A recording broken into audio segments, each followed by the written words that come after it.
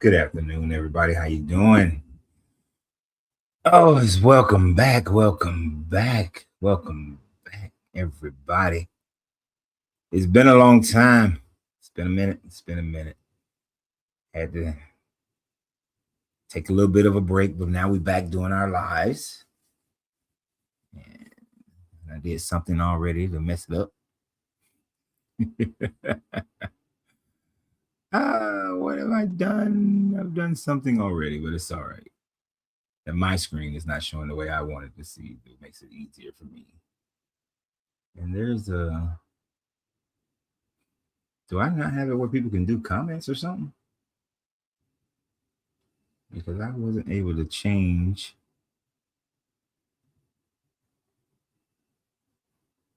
All right, but we are back live. We are back live.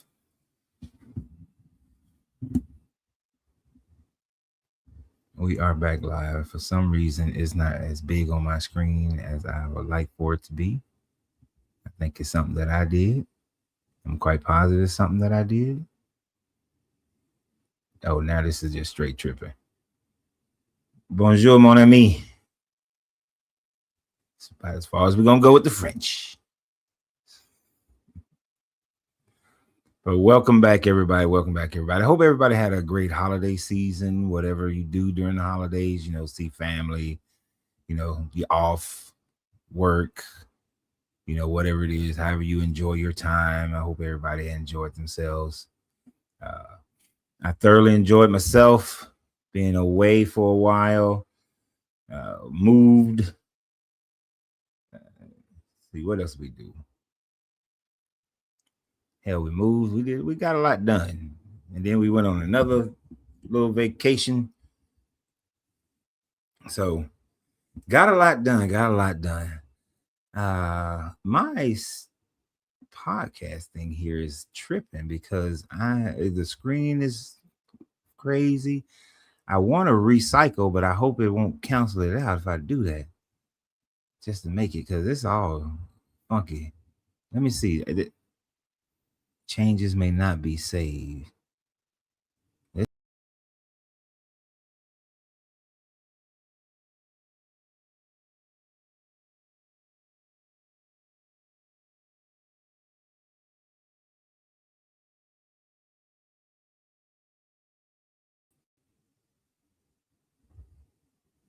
There we go. That's how the screen's supposed to show. It was looking kind of janky on my side.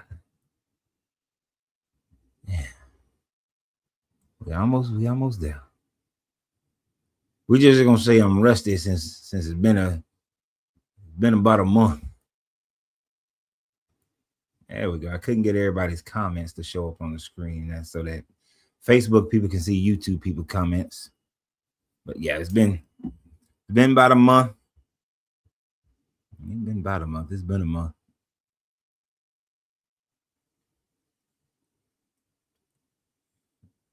Who's having problems hearing me? Let me see. Let me check. Let me make sure my volume is all the way up.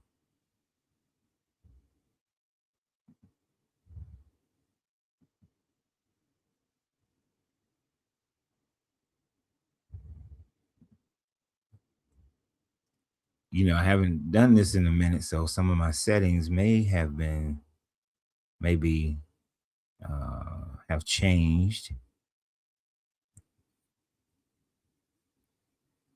But I believe my microphone is turned up as loud as it can go. Everybody else is saying they hear me just fine.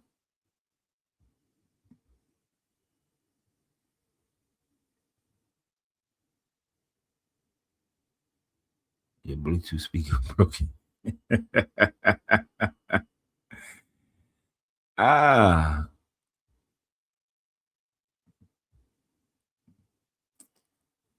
So did everybody have a good time, Frank? Good little holiday season? Whatever that you do, and enjoy yourself.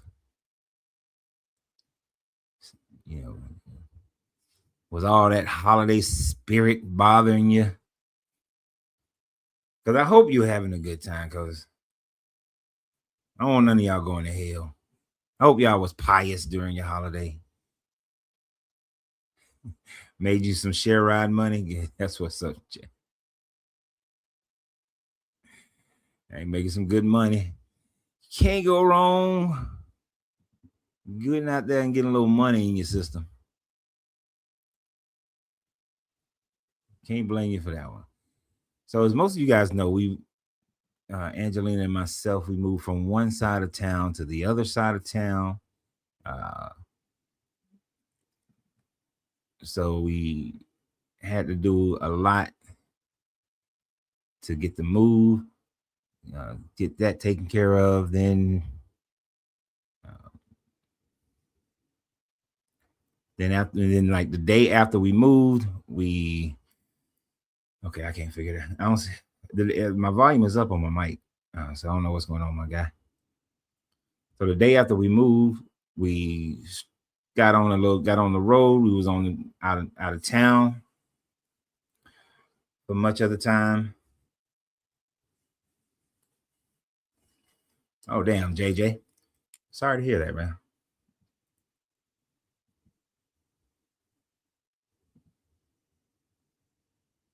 Why is my laptop tripping?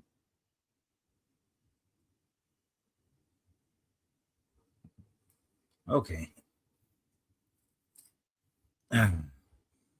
My condolences, Jay, that you have to deal with that. That's what you're dealing with right now.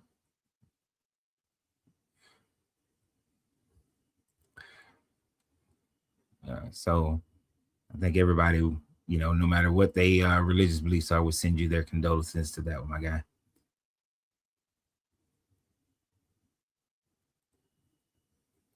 So I'm just trying to get I'm a little rusty at this. It's been a minute, so I'm a little rusty.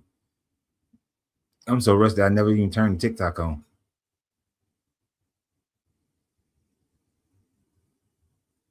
Not that I really care too much about TikTok being on.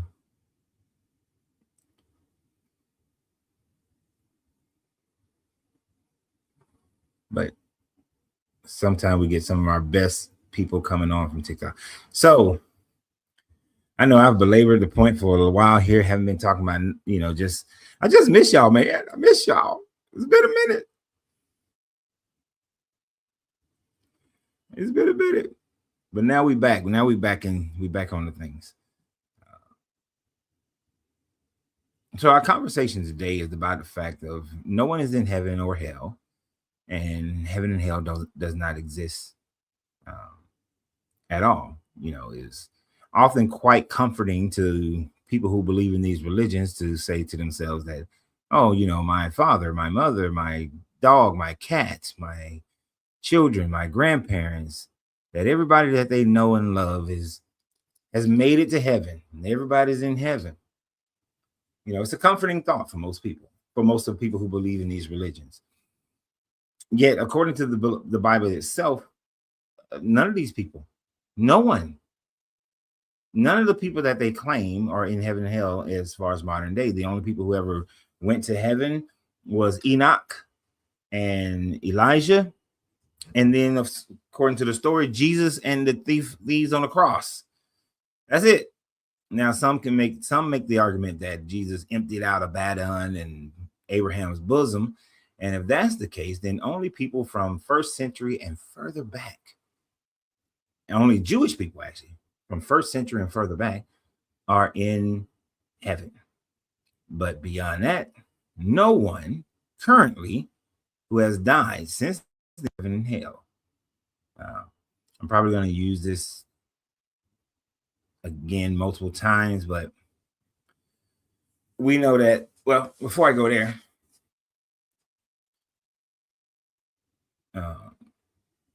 I did not mean to hit that. Before I go there, we understand that there is a difference between what the Old Testament says is what happens after death and what the New Testament is saying what happens after death. According to the Old Testament, you just go into Sheol. That's it. Whether you were a good person, bad person, whether you followed the tenets didn't follow the tenets, it doesn't matter. You're going to Sheol. Sheol is just a dark, gloomy kind of place. And that's something that you don't even hear until the middle of the Old Testament. Prior to that, in the Old Testament, you just died. It didn't say anything about what happens after death with Adam, Eve, Seth, Cain, Abel. I guess is Cain in hell? Is Abel in heaven, or is he in hell? Right? It doesn't say anything. It doesn't tell you anything about their deaths and what happens to them after death. You can't find it in none of the stories in Genesis of a heaven or hell. Even a Sheol doesn't even exist in the Old Testament, in the Genesis narrative. So we don't have any of this nonsense. You just die. But then people, as the Jewish religion, Judaism started being more exposed to other religions by being conquered by them. You know, they came from the Canaanites, and then they were conquered by the, in the Assyrian, the Akkadian, Babylonian religions. They didn't have a afterlife kind of scenario. The Egyptians did have an afterlife scenario. So, you go into the field of reeds, and the field of reeds is not some big special place either. You make it through the book of the dead and you have your spell. The field of reeds, you just over there with Osiris, you pretty much live in a similar life that you lived on earth. So it's not like the Egyptian afterlife was something special, right? It was about the same. Right. So there was nothing special about it. It's not until you get into the time frame of the Persians being over the Israelite people that this idea through Zoroastrian teaching starts to teach people that there is this afterlife of heaven and hell. There's this ultimate good, ultimate bad. Yeah, the Greeks had their Hades, but this comes after the Persians. But so the Persians teaches their heaven and hells, right? Their ultimate good, ultimate bad, Ahura Mazda versus Akbar Menya. So from the Zoroastrians, the Bible incorporates, the Old Testament Judaism incorporates Sheol, a place, a gloomy, dark place where you just go.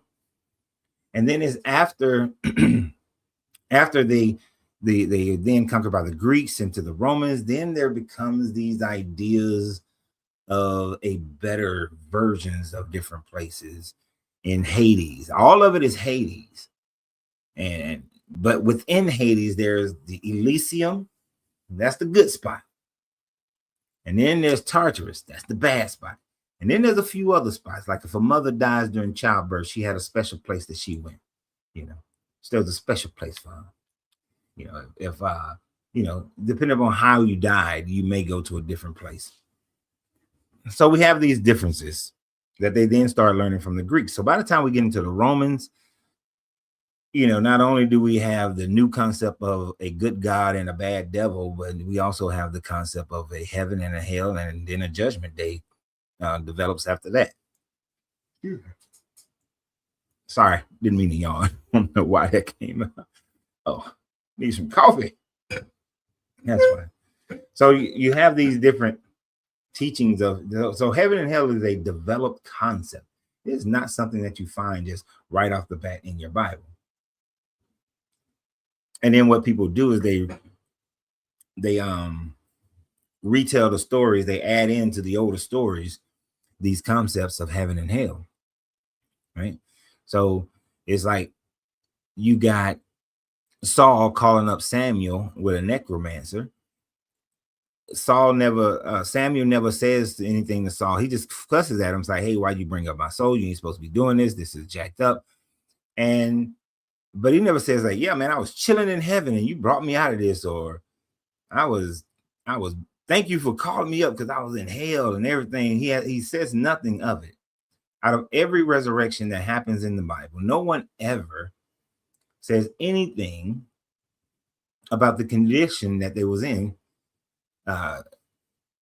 What's his name? Jesus resurrected Lazarus. Lazarus didn't come back and be like, man, damn, I was chilling in heaven having a good old time and you went and put me back in a body. I got to start over again. No, none of those things happen. Or, oh, thank you. Because I was languishing away in hell.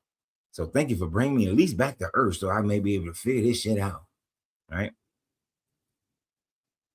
Uh, but nothing happens. The Bible, even for believers, they should expect that because the Bible tells them that the dead know nothing. Right. The dead doesn't know anything. The dead is just there.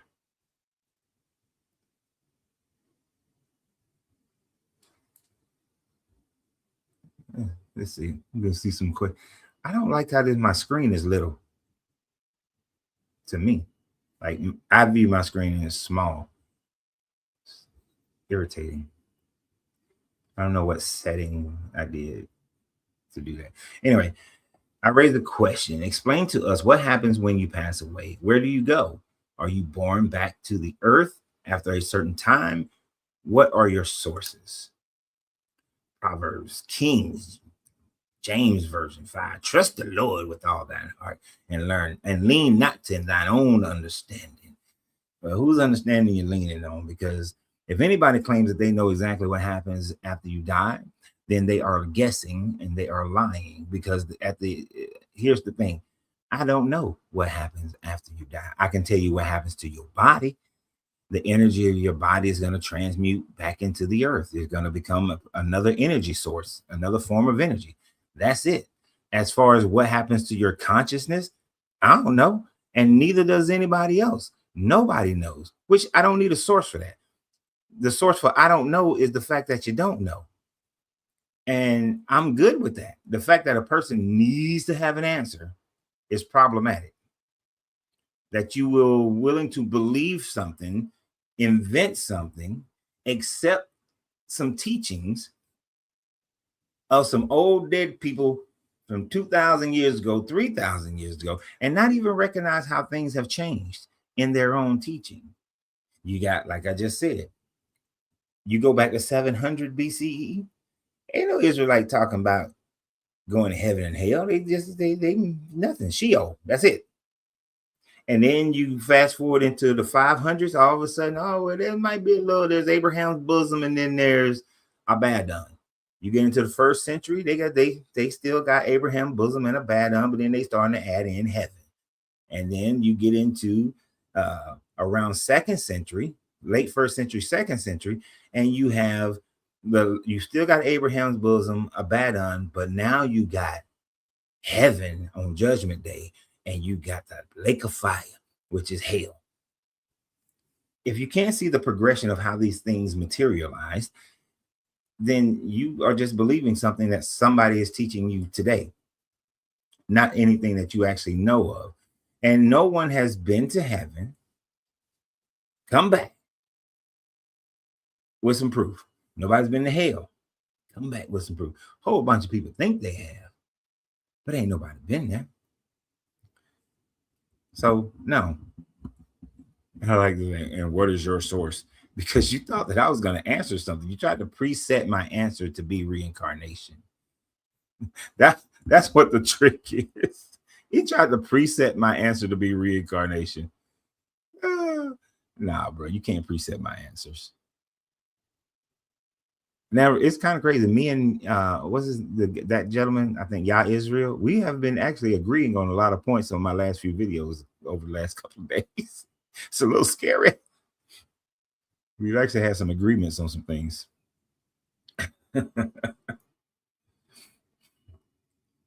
Oh, I've been here too. So and by the way, this is TikTok, Facebook, and YouTube's over there.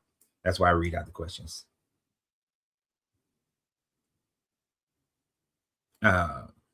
There's only one legit place in the Bible regarding hell, a hell place, and that is Gehenna. But it wasn't hell. It was a place where old types of things were burned. Right. So it's like a little trash. I mean, it's a little place where there's some. It's ghetto. It's trashy. People like to say it's a trash dump. It's not necessarily a trash dump. It's just like a rough. Like if you went to a rough neighborhood, a rough place, then you see like everything's kind of jacked up and there is a lot of trash. And people did burn trash, but that's like where the low life is, so to speak. But Gehenna is the valley outside of Jerusalem. Been there a couple times. So, I've been to hell and back a few times. Little Rio Roscoe here in his feelings. You were never a Christian. You only express false religions. Yeah, because you know what my emotional mental state was during all those years of my life. You embodied me and knew exactly where my heart was and where my mind was during that time frame. Roscoe demon possessed me to be able to know what my intents were, my thoughts, my feelings, my deepest emotions, the recesses of my mind. Roscoe knew those things. And they kill me with that bullshit because the Bible says that if you ever become a child of God, you can never be taken out of the palm of hand of God. Man, whatever. If I wrote a book and I would say that. If I wrote a Bible, I'd say that too.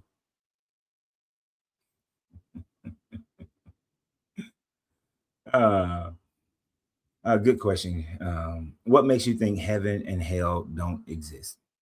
Well, one, there's no evidence of a actual heaven or hell. There is just evidence of our reality. There is evidence that we can create images in our mind and places and worlds and universes in our mind. We know that we can do that.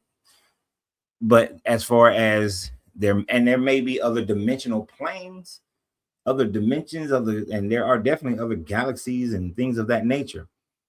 But a specific place that some God comes and brings about some judgment, and you go there, there's no evidence of that. And the other biggest part is that there's no evidence that the God of the Bible exists. So if the evidence that and there's actually more evidence against the God of the Bible, then if that God doesn't exist, then the place that is attributed to that God cannot exist either.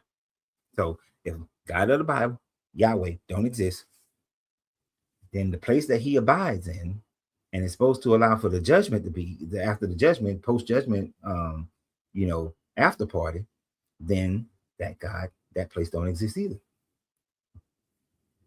So no, people believe in heaven and hell. They believe in this God based on faith. They don't believe in this. It's all belief. It's all faith. It has nothing to do with anything in reality. So yeah. So this God is supposed to be living up in the sky, slightly above the firmament.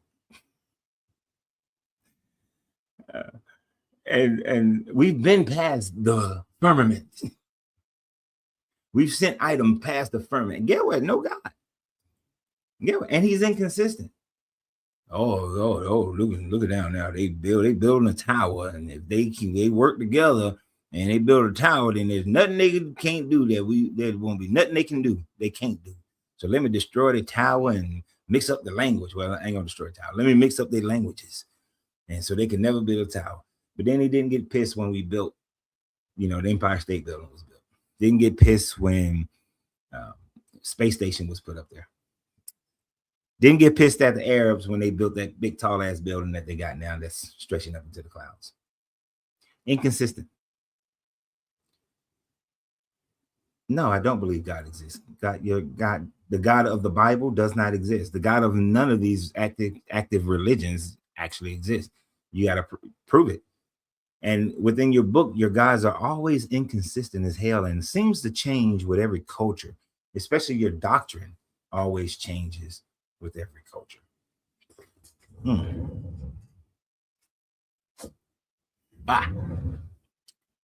Can't talk and drink at the same time. Learn that lesson.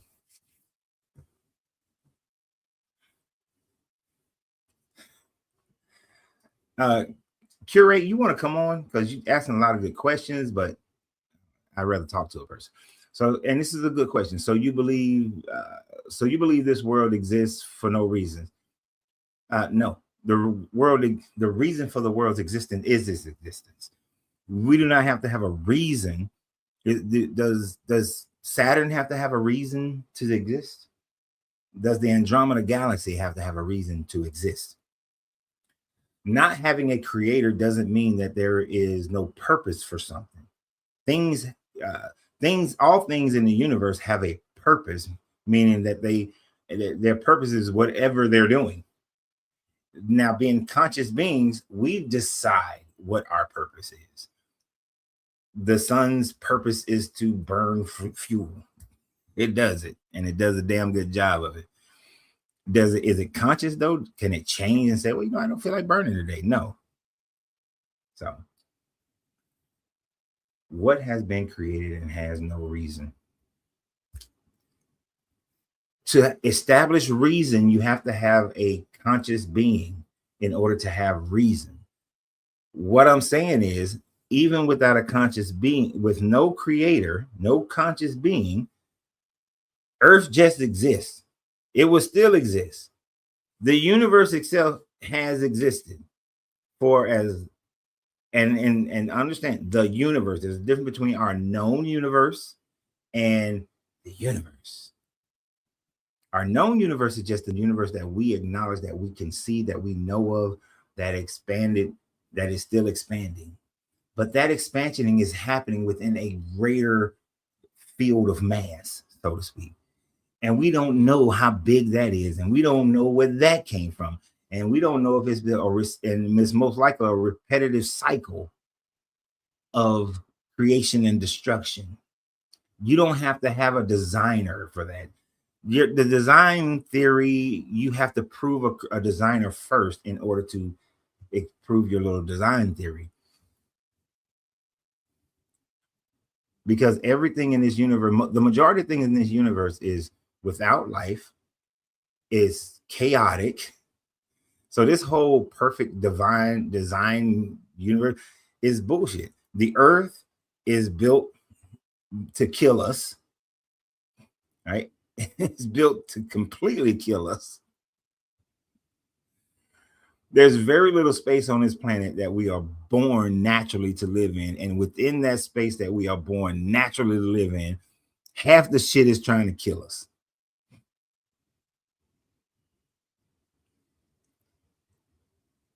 And see, why is all this built by who? Ain't nobody, no person, no conscious mind built Earth. Earth is just a natural phenomenon. And no matter what the probability is, since it exists, it is the 1 in whatever trillion in probability.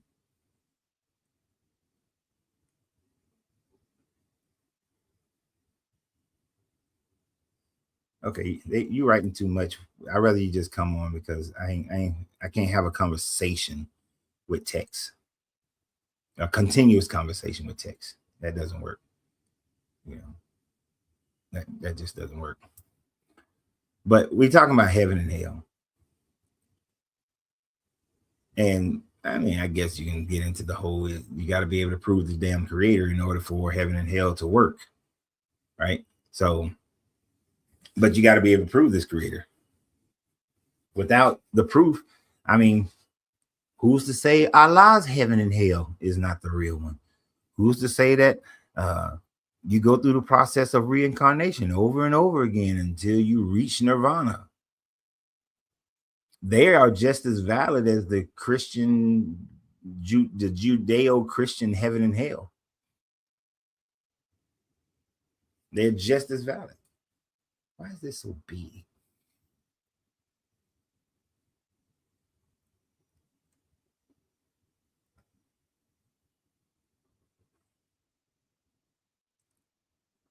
Oh, let me open the doors of the church, by the way.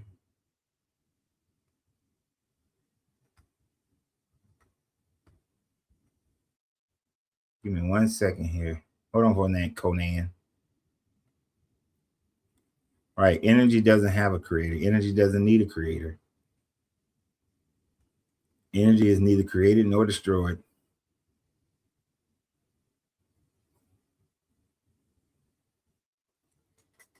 I pressed it. I guess Conan didn't want to. Oh, I guess it must have been an accident. It's okay. It happens.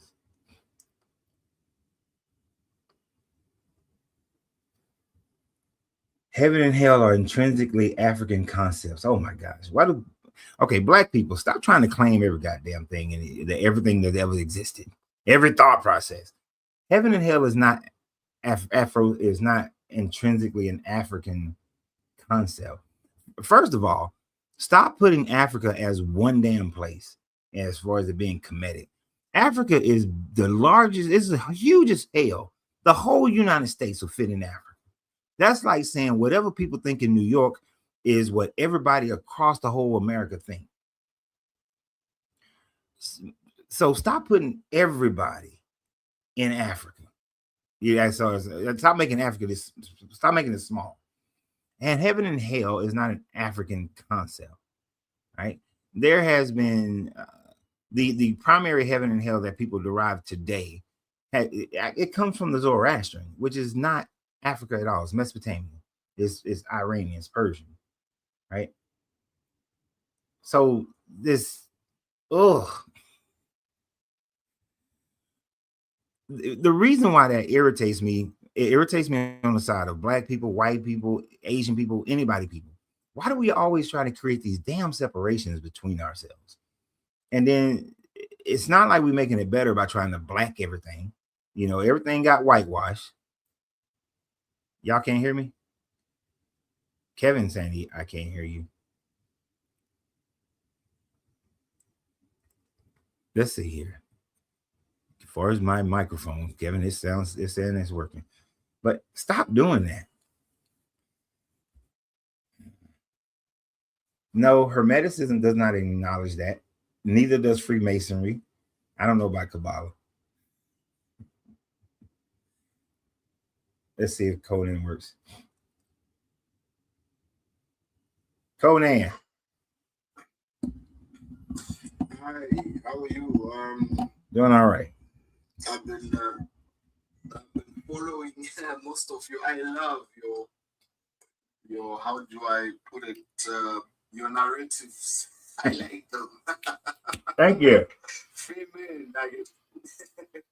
But there are scenarios where I beg to differ. But generally, I love the narrative and the thought of thinking. Cool. So, do you think there's a heaven and hell? Oh, go ahead. Okay. I think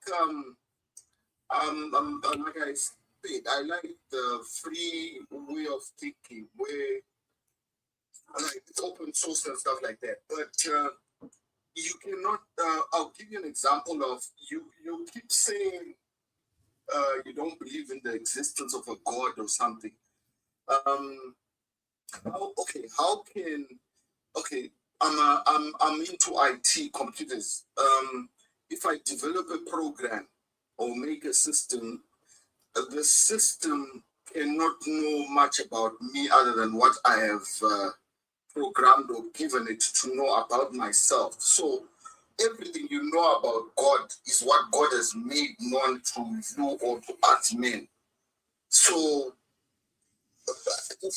I mean, people want to prove. How can a program prove who its creator is or existence of a creator? But other than what it was given to understand and to know about the creator. That's how I understand this whole thing. Okay. So because really there are certain things in life that are supernatural. I'm sure you've seen things that hold on, wait, stop, Conan, because you're droning on to multiple things here. Okay, so first, and I'm gonna try to use your example, even though I don't like it, but I'm gonna try to use your example.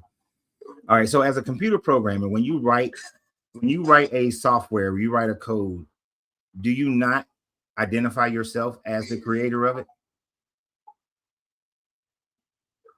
If you want, you could lie to that program to say no. I'm Simon. No.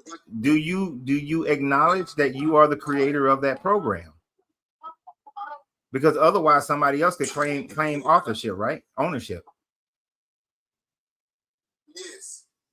Right. So if you create some code or you write a new system, you're going to put your name on it in order for it to protect it so that nobody else can claim it. So if that's the case, this God, whose name is Yahweh, who nobody ever heard of until around what 2000 BCE at best. Yet there were many gods prior to him laying claim to his work. So how is it that this God is the one who gets the credit when we had Anu, we had Ra, you got Quetzalcoatl, you got all these other gods. You got Brahma, who was older than Yahweh. So should not those be the creator gods then? Okay, let me first tell you my, let me say belief, because it is merely believing without seeing. My belief is there's a Jehovah up there, and the definition of a god is a deity through which takes or presents my requests or my issues to Jehovah, because I do believe there are many gods. That I believe. Okay. And yes, I don't believe, but my God is specific to me because I believe in that God and I see results in because I don't think we choose gods, but gods choose us. Something like that. Or that's new. My belief. So sorry? That's new to me. That's new. Yeah, that gods choose you. Wait a minute, you saying? Wait a minute. Yes. You said that the gods choose you, right? Gods choose us. Yes. Okay. By gods choose us. I believe. For example, we could even say Moses was a god. If we come to the Bible, in my own context and view, because this is someone who was representing a certain people, and he was a mediator between Jehovah or Yahweh and these other people. So that's my beliefs. I believe. So you believe that anybody and anything can be a god? I mean, I can just make up a god. I can be a god. I can start being a god. Yes. And then if people choose me to be their god, then I'm their god. Yes. That's not on tier with these religious gods of old. Like, everybody can't be a god. Everybody is not a god. But what I'm talking about is biblical. How so? How is it biblical? Where does it say that everybody's a god? I think I know where you're gonna go. And that ain't talking about everybody. Let's look at John 10, verse 10.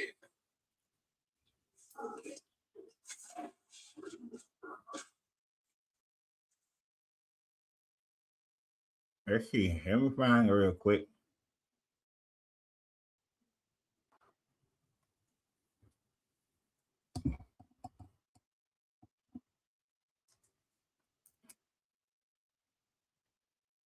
All right, so John 10.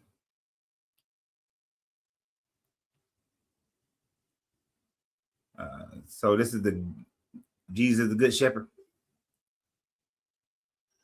The thief that comes only to steal, kill, and destroy. I came that they may have life and have it more abundantly. So Jesus said to them, verily, verily, I tell you, I am the gate for the sheep. All who came before me are thieves and bandits, but the sheep do not listen to them. I am the gate. Whosoever enters by me will be saved, and will come in and go out and find pasture. The thief comes only to steal, kill, and destroy, which is, they always apply that to the devil, but it ain't talking about the devil. I came that they may have life and have it abundantly. So what's your point here? I don't see how that indicates the godness. I might have. Gave me the wrong one. Just open my Bible. Sorry, I might have. But the verse I'm talking about is a verse where Jesus says,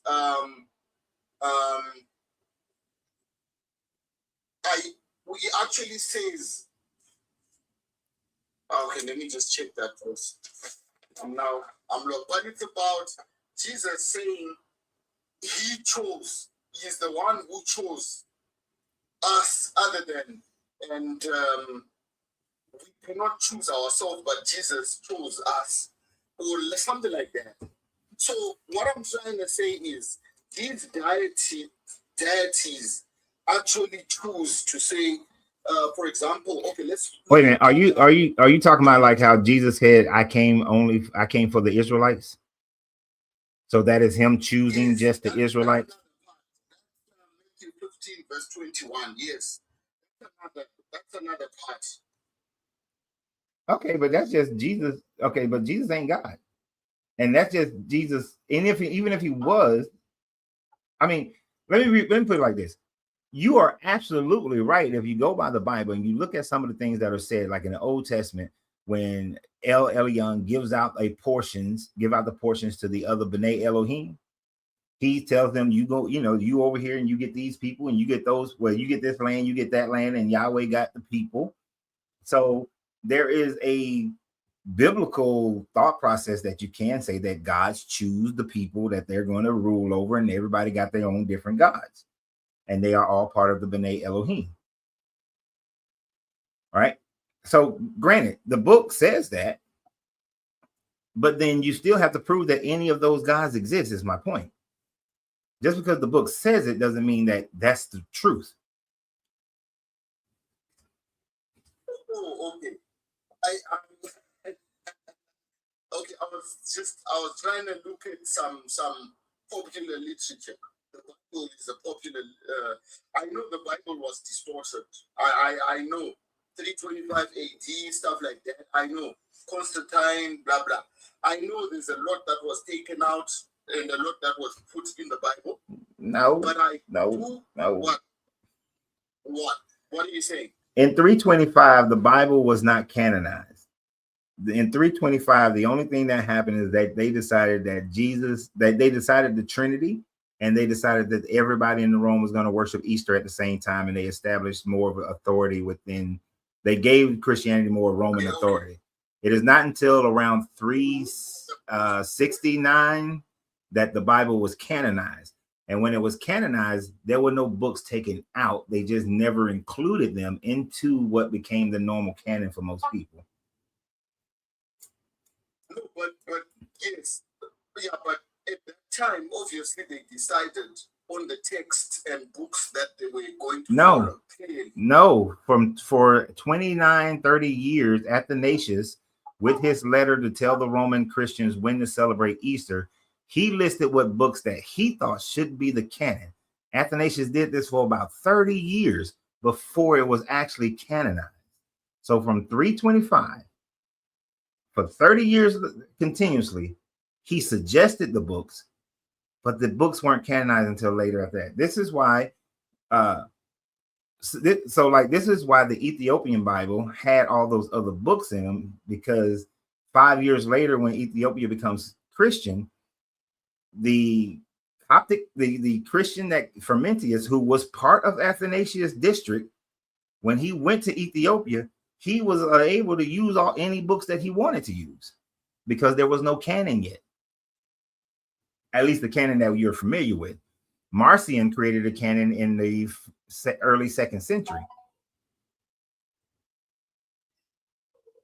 Well, okay, that part I will not debate. I'm not an expert on it. But what I do know is,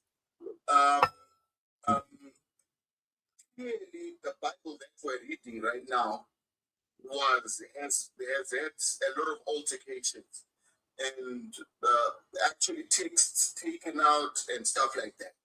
Even the actual books themselves are not original as they were from the time they were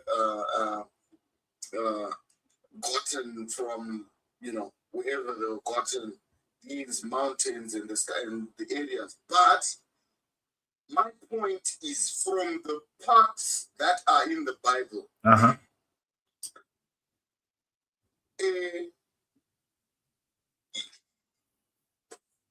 It is God that, okay, Jesus went around choosing his disciples.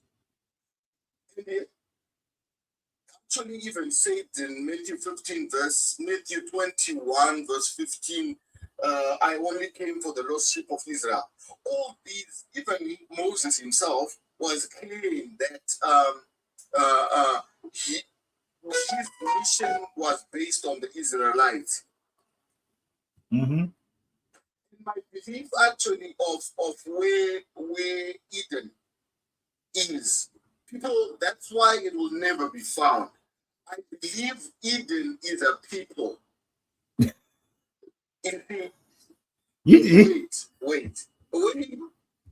Wait. Come on, man. You need to get the concept. I got to hear this one. I got to hear this one. How is Eden a people? I got to hear this. Come on. I ain't never heard that before. Yes.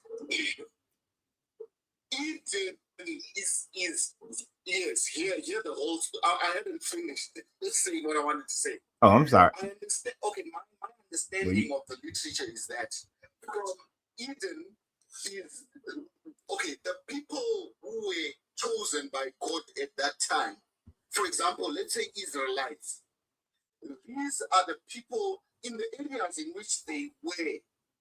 These are the people who were said to be in Eden, as in the people who knew God, or who knew there's a God and knew how to pray, and they were not barbaric, or they did not live outside of the law. For example, look, okay, before the Jews the Jews were dispersed, Jews were almost everywhere, from not across the world, but in the Middle East and okay, North Africa. I need you to be concise, because I'm getting a whole lot of words with no connection whatsoever, and you're all over the place. How is Eden people? Because according to this book, the only thing it says about Eden is that a garden was. I was not saying I not finished. I was saying. Okay, I can't let you drone on for 10-15 minutes. That's not gonna work. So okay. I need clear, concise statements. How is Eden a people? I had not, like, that statement was not finished. I had not finished the statement. I was saying the people who were following God. Okay, let me give an example. Adam had people who were actually who he was not the first person on earth. Now, this Eden, obviously there are certain areas where people were praying and knew God and followed God through and were led by Adam.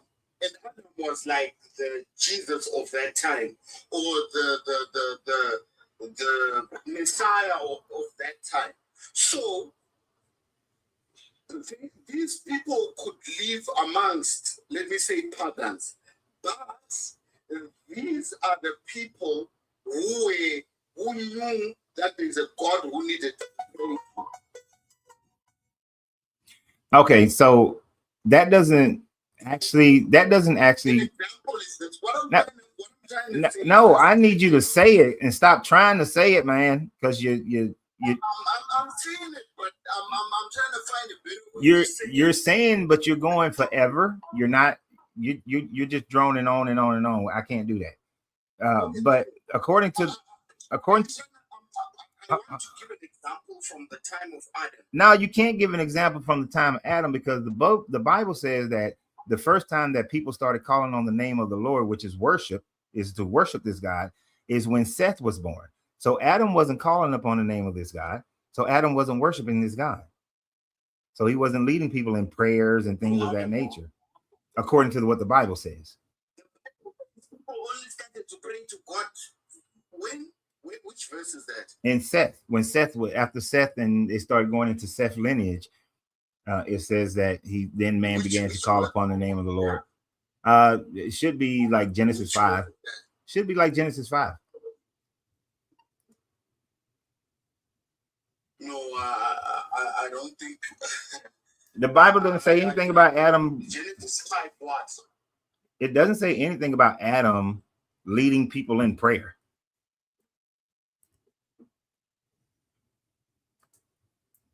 Or leading people, period.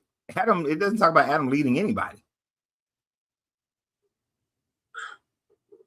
So you believe Adam was the first person on earth? Oh, hell no, I don't. Why would I think? I don't believe in this Bible at all.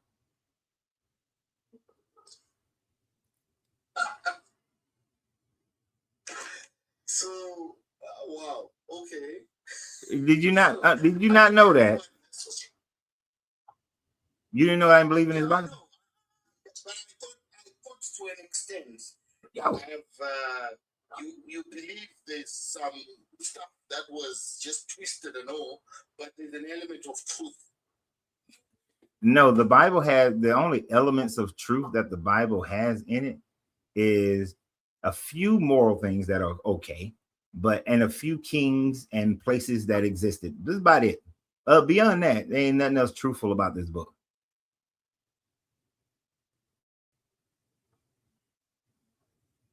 Okay, now I understand why. Yeah. Okay. Wow. Then, geez, there's nothing I will say that will, because my reference is the Bible. What else can I reference? You can reference archaeology. You can reference actual history. You can reference geological studies. There's many things that you can reference. But archaeology will never tell us what happened 6,000 years ago. It will. Yes, it does. That's how we know what happened for the most part 6,000 years ago. And there are some narratives, but 6,000 years ago there's no narratives. But 6,000 years ago, archaeology shows that there were civilizations all around the planet 6,000 years ago, that people were in existence in the Americas. Yeah, but how do we know how they lived exactly? What stories that happened? We can't. We can only see evidence of civilizations. Okay, but yeah, well, some of that evidence does tell us how they were living. But now, does it give us a narrative? The people who wrote the Bible weren't writing it 6,000 years ago. You do realize that, right? Yeah. Well, so these are people in around 700 BCE to around 800, 900 BCE to 200 BCE. These are the ones telling you what happened 5,000 years prior to them living. And you're just accepting it. Oh, and by the way, it's Genesis 4, verse 26, where it says, to Seth also was born, and he named him Enoch. And at that time, people began to invoke the name of the Lord. So Adam, it was in Seth when people started start worshiping this God. But yeah, so what verse? Genesis 4, verse 6.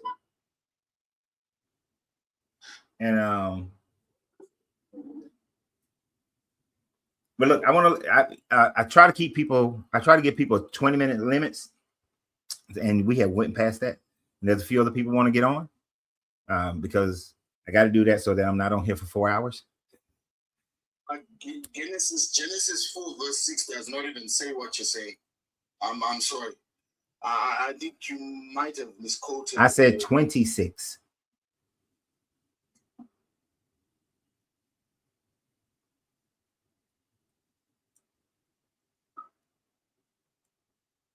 People begin Choosing to call on the name of the Lord does not mean we're not calling before. Maybe something happened and they stopped. So and then they started again. So words don't mean what their words mean. That's not saying. What does it mean to begin something? Not. If something has never been spoken of before, and then you begin to do something. If you left whatever country you're from and you begin to live in America, did you live in America before? Or did you begin when you began? Words mean words.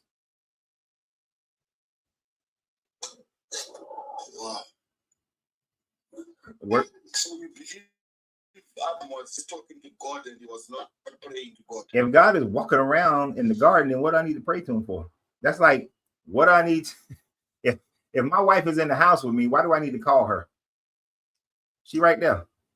No, hey baby, how you doing? Got a question for you. So you're saying you think Garden of Eden was a place where God was there and Adam was, they could see each other and they could walk together, eat together. According to the story, that's what the story says. God walking in the cool of the day. God standing there with Adam and brought all the animals to him to see what he would call them. God made him go to sleep and snatched half his body and made a woman. God came and approached them and asked them, what have they done? God gave them glory. Yes, that's what the book says, man. Come on now. But look, I try to give people only 20 minutes. We're past that time frame. I got other people. Okay. All right. Let me hear others. Yeah, and if I get into a dead zone, just come back, okay? Okay, cool. All right.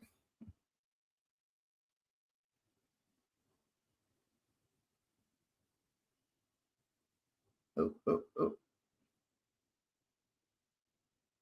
I know I saw Tam. Yeah, good afternoon. Good afternoon. Was it Tamu Truth? Yeah, Tamu. Yeah, that's just my new name. So you're a pastor, right? Hell no, man. No, I'm not a pastor. You know a lot, but it's good when you know a lot, I mean, I like people who know that, but honestly, as for me, I believe that everything is a God, Because everything is a God? If the white man can make my God and lie to me, if they can go around the world and unaliving people, steal their literature and compile it into a Bible and deceive me and my ancestor, I can also make some God for myself. What do you think about that? This microphone is a God. You're right. All right. Anyway, I've been telling people that my woman vagina is a God, and they say I'm a madman. No, you're not mad about that one. I ain't mad at you. You're not a madman, and because I mean the Poom Poom is undefeated. No, the Poom Poom. No, honestly, I tell them that the Poom Poom is one of my God, and everybody will come there and say, "Hey, you are a madman."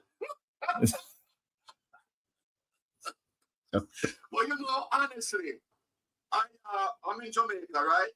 Mm-hmm. I was a Christian for I was 3, and they would beat me to go to church, right? A lot of beating me and my 5 brothers, right? Right.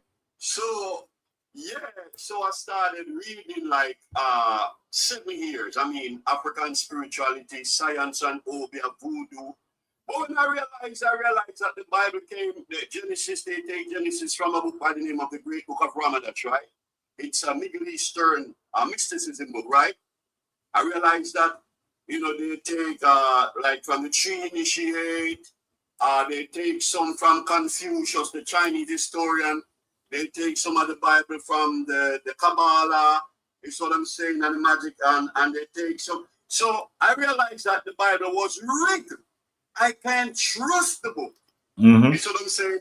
And reading what Constantine does and how they create the Serapis, and when Alexander the Great came to Egypt, how we analyze all the Egyptian priests in Tibbs to enroll in the Egyptian mystery. I realized that, honestly, even my church people, I don't go to church anymore. I backslide 20 years ago. They started to see me on the road and say, "Hey, I heard that you're serving another God, blah, blah, blah, blah, blah." But But honestly, the Bible is real. And the Bible was put together to divide and conquer melanin people for me. And they stole a lot of things from the Egyptian mystery, from the 42 book of herbs, the 42 ammunition. No, tell me now, how can Moses be adopted now by an Egyptian king and don't learn and be and grown by them? Moses was an Ixas. No, as far as I can say, right? Moses was from the sea people. They call him the Ixas, who came down trying to invade Egypt. Then Ramesses II had to beat the hell out of them. well, wait, Ramses the third, but the third. Yeah. Sorry. You not put a whole lot of time. Moses is a compilation of multiple people. So you do have the story of Asarphus, who went up to he started a leper colony up in Goshen, and then asked the Hyksos to come help him. But that was after the Hyksos had already been kicked out. And he did change his name to Moses. And they did add in the story of Sargon and how he was born by being floated down the river and then picked up by the king's baker. And then he became part of the king's court. So you're talking from the Greek pantheon, right? From the No. Greek story. No, actually, that's the Akkadian story and the Egyptian story. Okay, so where you find the Akkadian story? You can find it it's written in cuneiform. It's the Enuma Elish. Wait. Sorry. Wait. No, the Akkadian story about Sargon, that's just written on tablets when they excavated places like Nineveh and Ur. So when those places got excavated, they found the stories on tablets that predate the writing of Exodus and the Bible itself about Sargon. Thanks for teaching me. I learned something today. Yeah, I know you know your shit, man. The Enuma Elish is going to give you your earlier versions of Utnapishtim and Zuasudra, who were Noah characters, where the stories of Noah were coming from. And it also gives you the Enuma Elish is going to give you some of your Genesis story about. I got that home to you,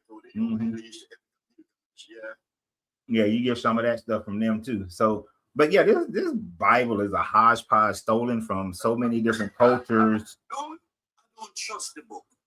I don't like the book. You see, the book I've been not fucking for like 20 years, dude. Welcome to the family.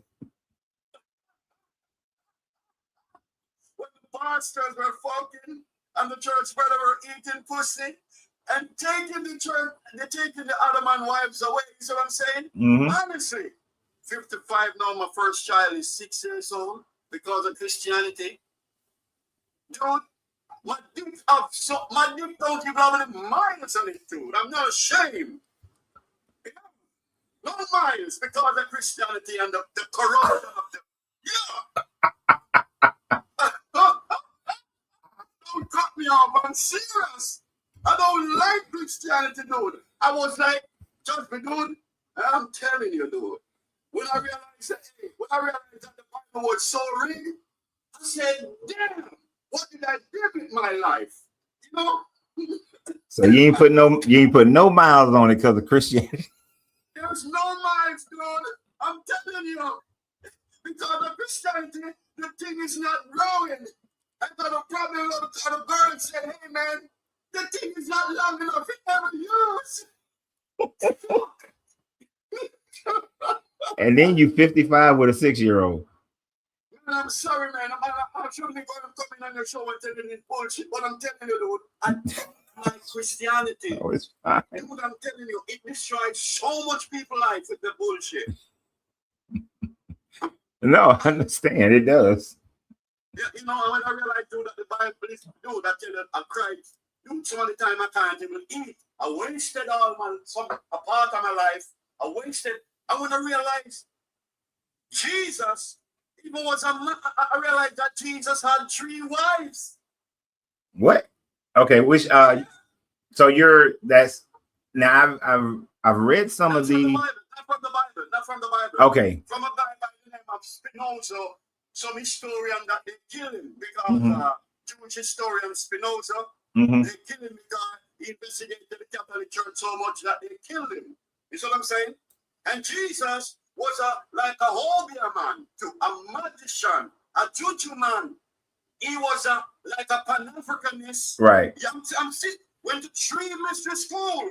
So if Jesus could do all the magic that Solomon did, Moses did, or more. Right. So that's what I was gonna say. I'm from that's from Jesus the magician, right? Is that from that? It was a magician. Yeah. No, I'm with you because actually there's been many books that were written talk about Jesus being a magician, and then I know that there are some books that say that Mary Magdalene was his wife. I've never read anything that said he had 3 wives, but that's interesting. It wouldn't.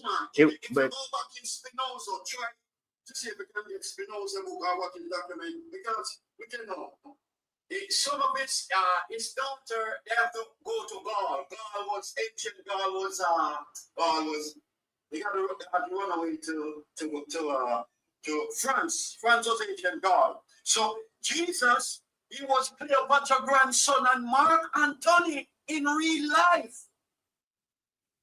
You want to research on it?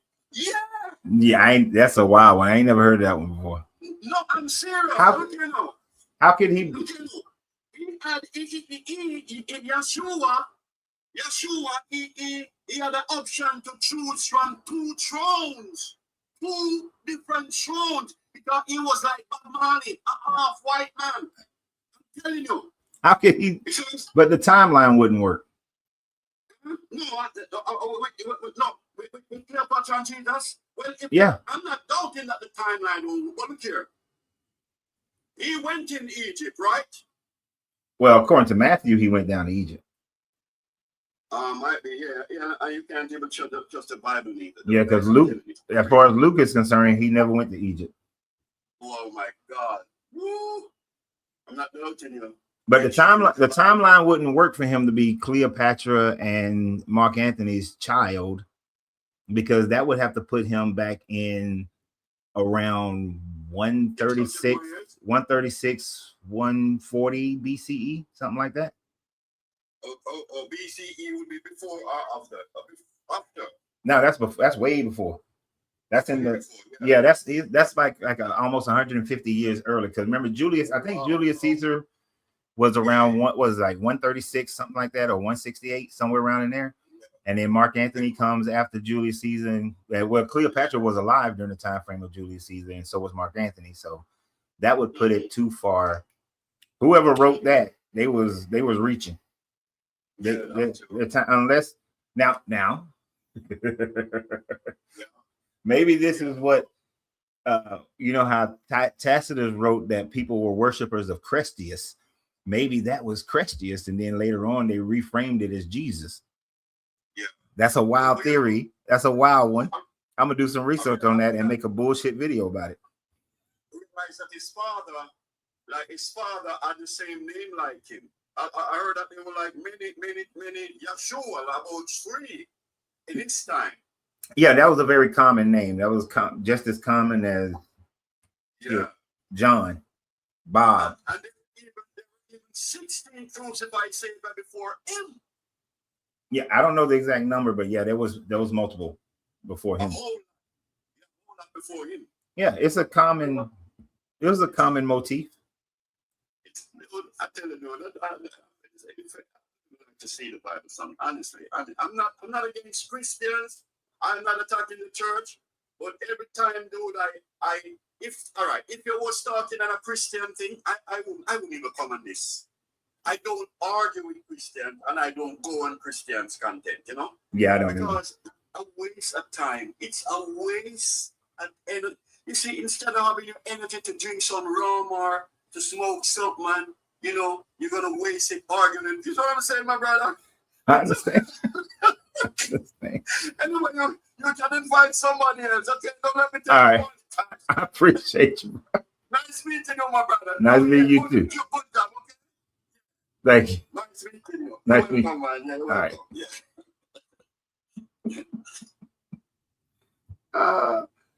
The Poom Poom is undefeated, y'all. Boom Boom is undefeated. Welcome to the show.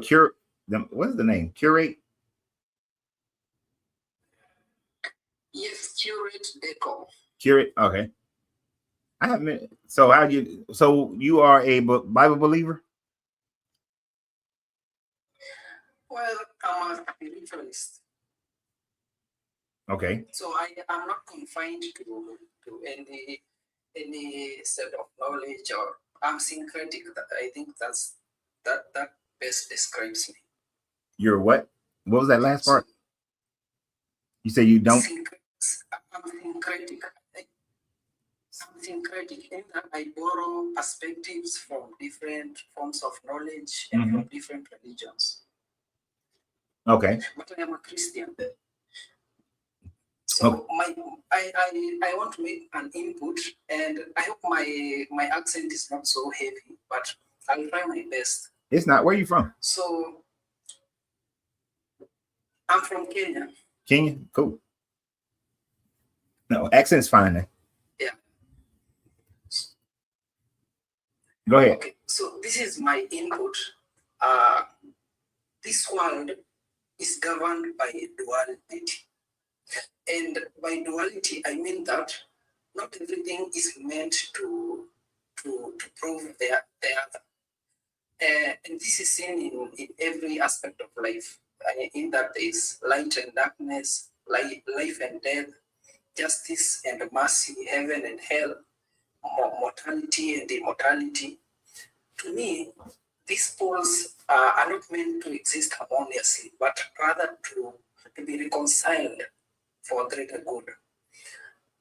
For example, while they may appear to be as opposites, but in fact, they are parallels. They are parallel forces that shape our existence. Mm-hmm. And I've borrowed this perspective from Freemasonry. I'm not a Mason, but I read here and there, and they have this symbol of strength and beauty. If you look at Freemasonry, they always have two pillars at the entrance.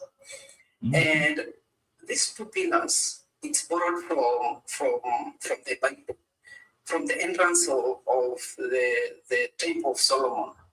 And these pillars should represent grace and mercy, in that you cannot be just strength without having an aspect of mercy to temper you to be a strong person. And this idea echoes an ancient understanding, and it's borrowed from ancient Egypt. And I've read a little, and I've come across a character called Hermes. And Hermes, before the Greeks called him Hermes, he was called Thoth. Mm-hmm. And Thoth always carried a single staff. And this single staff twining, I think it's called twining, serpent twining around it. Have a what around it? This staff, a serpent. You've seen that, like, a serpent, right? A serpent. With, yeah, a serpent. Yes, a serpent. Mm-hmm. He carried a caduceus. And so this serpent represented opposing forces, and these opposing forces contributed to the transformation of the human psyche. And to maybe elaborate on this, like from a human perspective, you cannot prove the existence of God while being mortal,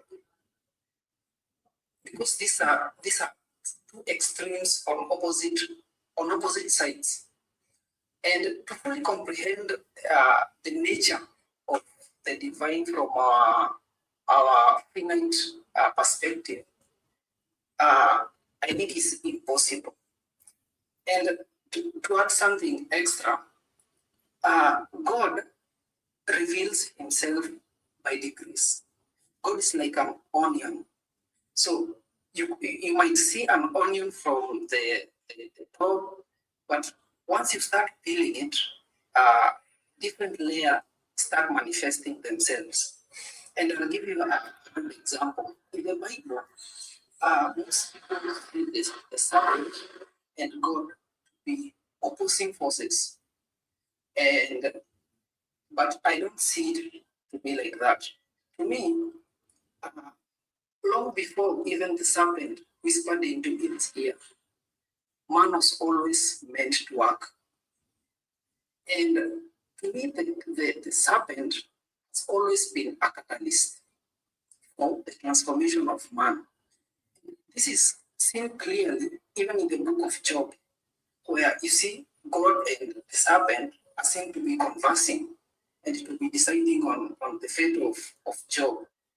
And from this trial, Job is transformed. So to me, good and evil are just two arms of one deity working. You know, in Egypt they have this axiom. All right. Okay. You wait. I gave you like a few minutes to, and you're just going on and on and on now, repeating the same thing for the most part. Now I get what you're saying. What you're saying is you believe in dualism, but because of dualism, because one extreme is to the other extreme, one cannot see or prove the other side of the extreme. But if you've been studying Thoth, or better known as Tahuti, then you've studied the Hermetics, and in Hermeticism, you can see the other side of the extreme simply by raising or lowering your vibrational thought process to the point where you do recognize and can validate the further sides of the extreme. So to say that you can't, the difference between mortal and spiritual, you wouldn't be able to get, well, mortal and God, you wouldn't be able to get there. Mortal and God don't exist on the same pole, first of all. But but when you look at the law of correspondence, and every time you raise your vibration through the different levels of the mind energy, then you are, according to that teaching, would be able to then identify and touch on the lowest level of the spiritual plane from the matter plane of existence of the mind. So to say that you wouldn't be able to identify them, that's not what Tahuti taught. He taught that you would be able to do that in Hermeticism. And that same duality teaching that you were speaking of as far as Masonry is concerned, Freemasonry, in Freemasonry, that is the whole purpose of Freemasonry, is to basically increase your mental and your actionable and emotional vibration. You're making a lot of noise. Hear it. Sorry. But yes. In Freemasonry, you are supposed to increase your vibrational of your actions, your mind, and your heart to the point where you are entering into the spiritual, into a spiritual plane of being a better man. So in Masonry and I know you're not one, so you wouldn't know the depth to which it goes into that, and I'm not going to tell you, but you are able to identify that. I've not read much into Hermes, but I have read much into alchemy. And in alchemy, the opposing forces are not meant to exist harmoniously, but they can be reconciled. In that, for man to truly rise to be to truly rise to the intended purpose, man must integrate of the divinity within mortality. You can be a mortal man, but incorporation of language is a barrier here. Incorporation of of a divine nature transforms man. That's the goal of alchemy. That transform yourself, Right. you have to incorporate opposing forces. Yeah, you got to deal with your shadow self so that you can raise your metallurgy from lead to gold, which is raising your mental thoughts, your emotional thoughts from lead to gold. Yeah, it's all similar teachings. These teachings are common teachings all over the world in many different religions. The Taoists teach that in order to touch the spiritual, you have to get into the energetic flow of the way. Yes. Buddhists teach that you peel back the lotus flower to be able to deal with yourself so that you can get into nirvana and rid yourself of desire. I mean, that teaching is commonplace. Yes. But in all those teachings, none of them have ever proven that any God exists. But Christianity doesn't teach that at all. Christianity teaches that, because you called yourself a Christian, but Christianity teaches that you are a filthy rag, and without Jesus, you will not ever see the divine because you are not worthy of it. Well, without the teachings of Christ, I think there is a possibility of attaining to divinity. Is it divinity or immortality? To immortality or to salvation. And it's not in Christ in just a name. It's in Christ the teaching. Christ is an improvement of all the knowledge that existed before. In Christ, there's alchemy, there's hermeticism, there's Kabbalah. All those are improved. No, it's not. No, it's not. System of knowledge. No, it's not. What did Jesus teach? What did Jesus teach to say that how do you get to divinity? How you get to heaven? How do you get to be with God? Teachings of Jesus. Now, not teachings of Paul, teachings of Jesus, not Paul. Because they're different. No. No. Jesus taught that. Jesus taught that in order to be reconciled to God, you have to follow the law. Yes. So, but that one law, but all those laws that existed in the Old Testament, all those were reconciled into one law. In that, when you attain to a high level of understanding, you would love your neighbor just as you would love yourself. And in that way, you don't need any other law. Why? But you're skipping. Nope, that doesn't work. He said if there was a second one, it would be love your neighbor as you love yourself. And neighbor means your fellow Israelites. Neighbor does not mean other people. But they said the greatest commandment is to love the Father and keep his commandments. So the only way you can love the Father is to keep his commandments. And the commandments are all throughout the Old Testament that this guy repeatedly says are to be done in perpetuity. So following the law, doing your sin, sacrificing animals for atonement, sacrificing animals when a woman has a baby. Don't steal, don't kill, don't covet, but keeping all the ritual laws as well. An unclean person is kicked out of your village until they are clean.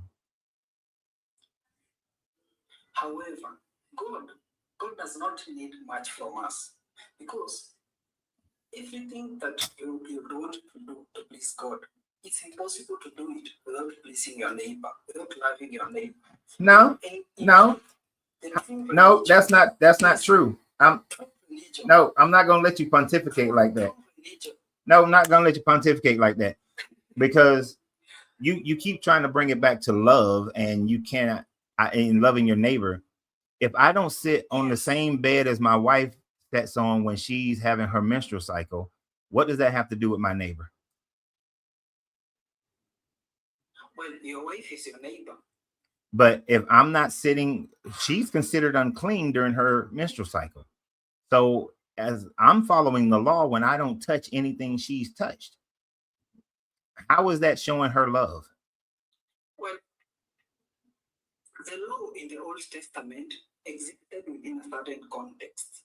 And that context is not relevant to this one that we are living in. So, People are working in the desert. They so have wait. hygiene.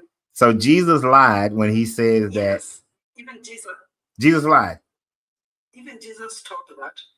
No, Jesus taught that he everything has to be rational. no. If you are, I think he taught if your animal falls into a pit on Sabbath, you don't leave it there. You take it out, no matter what the law says. It has to be. It has to make sense within a certain context. That context. my guy. You're moving the goalpost to a whole nother discussion.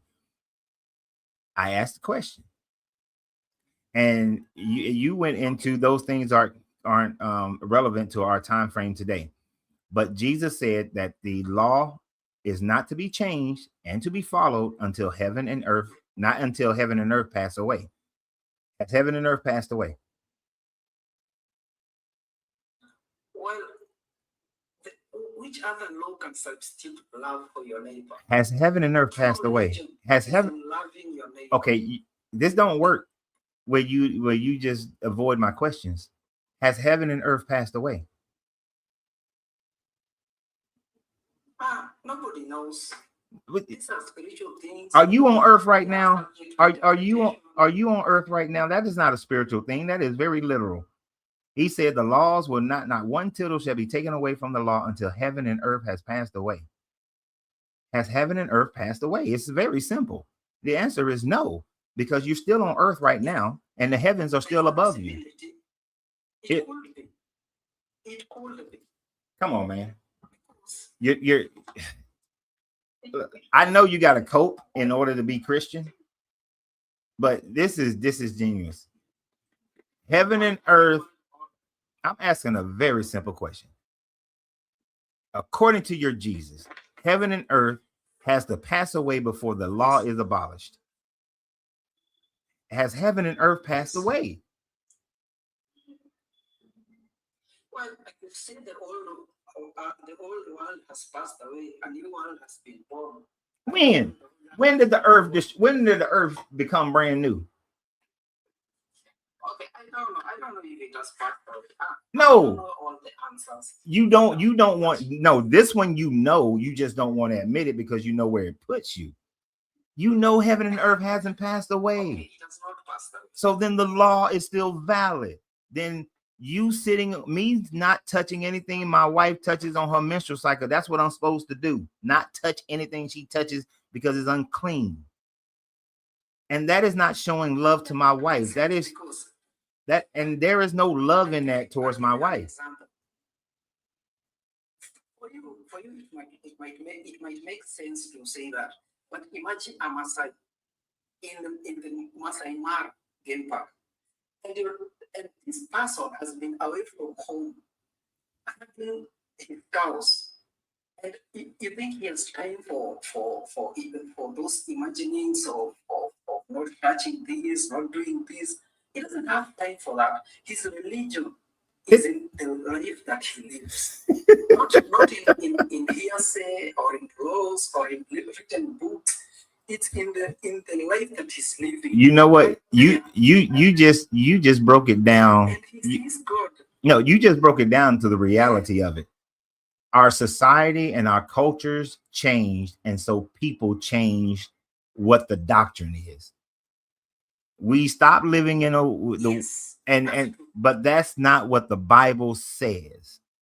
You're making the Bible fit your modern day culture because you find it too hard. And let me explain. No, hold on. No, let me explain something to you. When I was a Christian, yeah, it was a pain in the ass, but I followed that bullshit.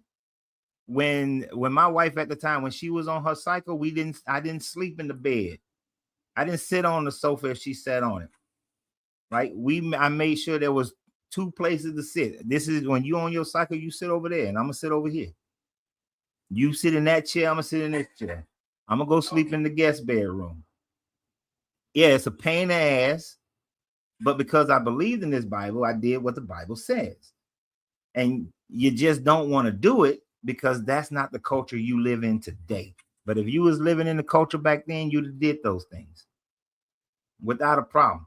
And when I went to Saudi Arabia, and in the Arab community in Saudi Arabia, they still do that. When the wife is on her cycle, they got a whole new, most of the time, the ones who got enough money, they got a whole little side house for the wife during that time frame. And somebody else is making the dude food and everything else. And that's the only reason I know how to cook, is because during that time frame, I cook my own food. So it's bullshit. Y'all just don't want to do it. So you change it to make it fit. If you believe in Jesus, you need to be following the law. Let me give you one more point and then I'll drop off. All right. So I've come to realize that God is both a being and a human construct. In that, God does not impose himself on us. It is us who study nature, and from the study of nature, we derive that whatever is happening must be caused by a higher mind. And God is light, shining through different spectrum. So from that spectrum or from that prism flows blue, red, whatever color. And those different colors are the different religions. They're not meant to exist together. They're supposed to portray a bigger picture. Yeah, but that's my parting shot. All right, man, you are in such conflict. I mean, I'm gonna give my last thought here, but you are in a lot of conflict because the God of the Bible does not match the thought that you just espoused. Because the God of the Bible does imprint and forces himself on humankind. The God of the Bible says either you're gonna love me or I'm gonna condemn your ass to hell. The God of the Bible says that either you follow my tenets and my laws, or I'm going to put you into slavery, or I'm going to let the other people come and conquer you. Matter of fact, I'm going to send the Babylonians to conquer you, and then I'm going to make sure that your asses is starving because you don't want to follow my laws. So this God does impose his will on his people.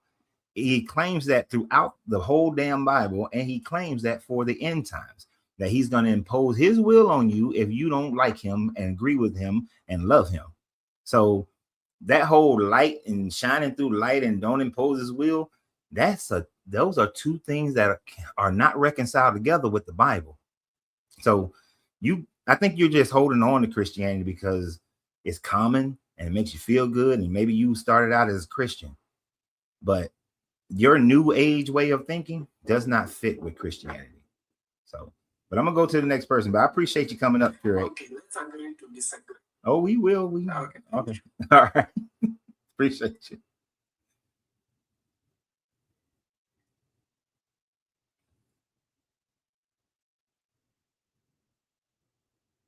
Now, I don't know if Miss Fifi hit it by accident. You never know, Miss Fifi. No, I didn't hit that by accident. My bad.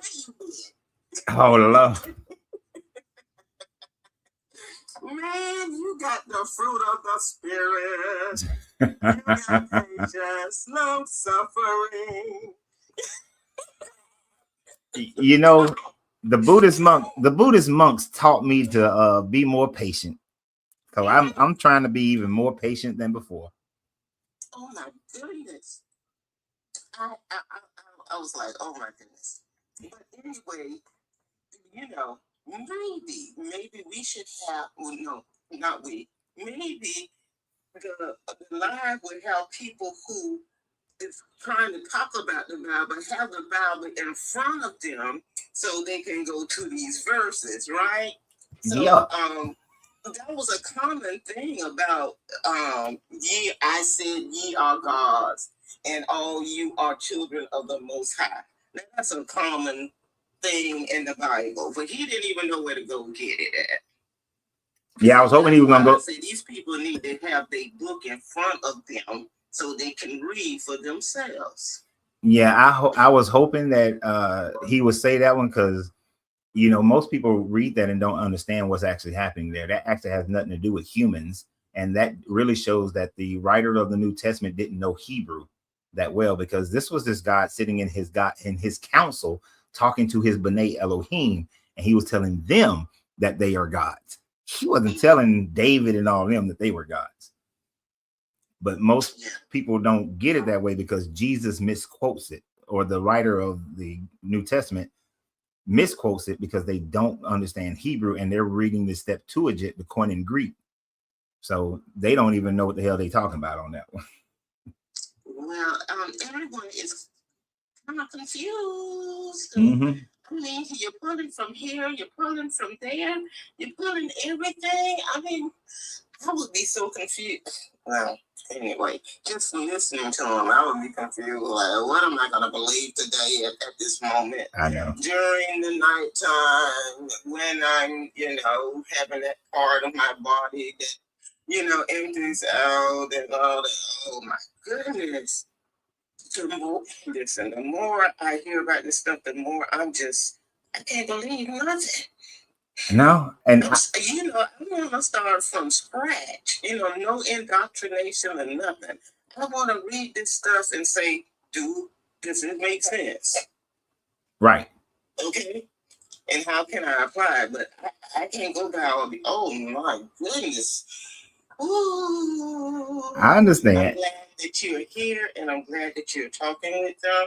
I just want to come up and say Happy New Year and just encourage you to do what you do, because only you can do what you do. Thank you. Appreciate it. I appreciate you. Happy New Year to you too. I'm listening. All right. Thank you, Miss Fifi.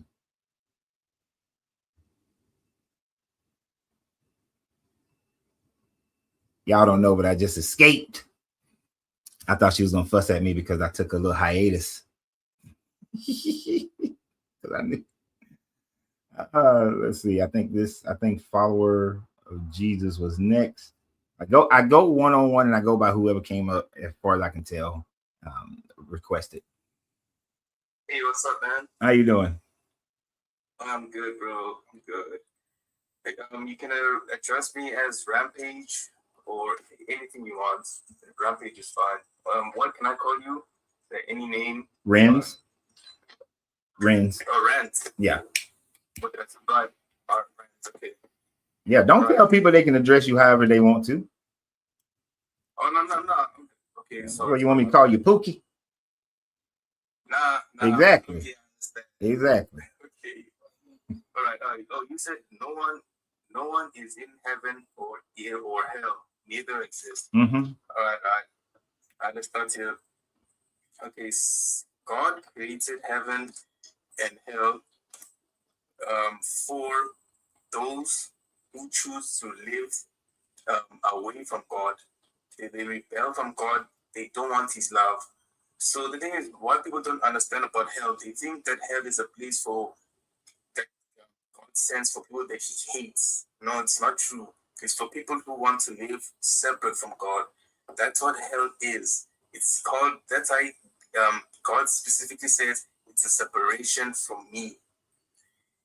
And God created us so He can take our lives anytime He wants. We are His creation. We can't complain whether He takes our life. That's the thing. So if you choose Him and you choose heaven, He will take you. And since He died for us on the cross with all of His love, He shed perfect blood for us so that we may go to heaven. Okay. And so you're starting to preach. You're starting to preach a little bit here. So we don't do that. No, I'm not preaching. I'm just saying. I mean, you made your statement. So let me ask you a question. When did God create hell? He created it in the beginning, like even before Earth existed. So why is it that specifically for those angels? Like well, so okay, two things on that one. One, why is hell not mentioned in anywhere in the Old Testament? And then two, according to the book of Enoch, when there was a war in heaven, the rebelling angels were cast down to earth. So they were cast down to earth to reign and rule the earth, so that we have a sort of free will. It does. We No, may choose good or evil. You're not answering my question. You went on to something else, because no book, nothing said that the Old Testament doesn't say that they came down to earth to rule earth. So I'll repeat it again. No book in the Old Testament speaks of a hell. And I asked, when did God create hell? No book speaks of a hell. And then the angels, according to Enoch, which is where the war in heaven story comes from, they were cast down to earth as their prison. So hell wasn't made for the rebellious angels, as far as the Old Testament is concerned. So when was hell created? Yeah, they were casted down to earth to wait for Jesus' judgment when Jesus returns. Well, you first said that they were casted. You said that they were, that was the place that hell was created. That was my mistake. So when was hell created? It was created after the first sin was committed in heaven. So your God created a hell. Instead of sending the angels down to hell, he sent them to earth. Yes, to await Jesus' judgment. So think about this logically. Your God has a war in heaven. The angels rebel. So now they're evil. So this God on the same, and he cast them down to earth. On the same earth, he decides he wants to create man, and he wants this man to be obedient, but he put man in the danger zone. Does that make any sense? Yeah, it does. Because he gives us two options. It's either you choose to live with to have the devil as your father, or to have him as your father. Like, that's what free will is. It gives you the opportunity to choose good or bad. How old are you? Oh, I'm 19. Oh, so you're underage to be on my show, but I'm gonna let you stay. So would you think it would have been, so do you think that your father would have been a good father if he allowed you to live in a house filled with gangsters, drug dealers, murderers, rapists, and said, here, my son, go live with them when you were a child, an infant, not knowing the difference between good and evil? Would you think your father is a good father? No. But that's what God did, according to your belief. Well, no. Like, you making it seem like God put Adam and Eve right next to the devil. The devil came up to them. So the thing is, okay, let me just use your story. You said that a group of gangsters. I could choose to go in that house of the group of gangsters or leave and go with my dad. That's the choice he had. Eve was tempted. So the first start of a temptation, she was tempted to eat the apple and become like God. Okay, who let the gangster in? All right, so Adam and Eve supposedly were just chilling, minding their own business. And then God said, hey, gangster, murderer, I'm gonna let you in so you can mess with my children who don't even know the difference between good and evil. Oh, thank you for the heart. Appreciate that, New York. Do you understand how that sounds? See that again? I just didn't hear when you said I put the hard stuff. Oh, yeah, somebody gave a gift, so I always recommend. I got to acknowledge it. So, based on what you just said, God created a safe haven for Adam and Eve. Adam and Eve are infantile minded because they don't know the difference between good and evil. So they wouldn't know if somebody was telling them the truth, lying to them. They wouldn't know what evil is. God opened the door to let the gangster in. He let the child molester into the daycare. So that's a good God. Yeah, because he gives us the option to love him or hate him. That's a good God. You're deflecting. You're deflecting. Wait. No. Just give me a second. Not when you're deflecting, because Adam and Eve, do they know the difference between good and evil? I'm not sure. Well, the Bible says they don't. Yeah, I don't know. It doesn't specify. Okay, so yes, it does. It does. Okay, what does it say? Have you read this Bible? Educate me about that. Okay, so in the story of Genesis, starting in Genesis, it's in Genesis chapter, it starts in Genesis chapter 2, goes through Genesis chapter 3. God makes Adam, and then he brings all the animals, then he makes Eve. Then he tells Adam there's 2 trees in the garden. Well, there's a bunch of trees. You can eat from any tree except for the tree of knowledge of good and evil. Right? And he tells them, don't eat from it, because in the day that you eat it, you will die. Adam doesn't eat from it. Then he makes Eve. Eve is standing there chilling. Here comes the serpent. The serpent is not devil. That's a whole nother conversation. But here comes the serpent. The serpent was created in the garden, according to chapter 2 and 3. In chapter 3, the devil tempts Eve. Eve eats from the apple. Then her eyes are open and she knows the difference between good and evil. And then she gives the fruit to Adam. So before the serpent tempts Eve, does Adam and Eve know the difference between good and evil? Oh, yes. It's been a while since I read that chapter. Yes, they do. How do they know the difference between good and evil if they have yet to consume from the tree of knowledge of good and evil? Well, because God instructed them not to eat from the fruit. He gave them an option. Choose him. No, do not go to the fruit. But do they know? You're not answering the question. Before they eat from the tree of knowledge of good and evil, do they know the difference between good and evil? Yeah, yes, they do. How do they know? When the Bible says they don't. Well, God told them not to eat it. They didn't listen. Did they know that was evil?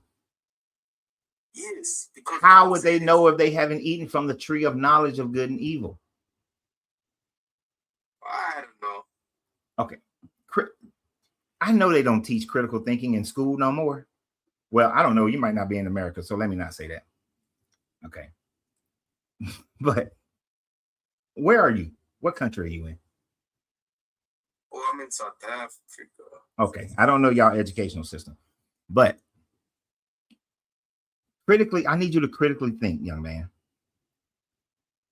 If the only way they knew the difference between good and evil is when they eat from this tree, then prior to that, they cannot know the difference between good and evil. You understand? Okay. So then, therefore, they would not have known that disobeying the God is evil. I see. Okay. And in that story, the God admits that he was the one who lied and that the serpent did not lie. God admits that he lied. Pretty much. Because God is not a confused God. He does not lie. He even says in the Bible that God is not the person to lie. So he did not lie about anything. Okay. I want you to critically think again.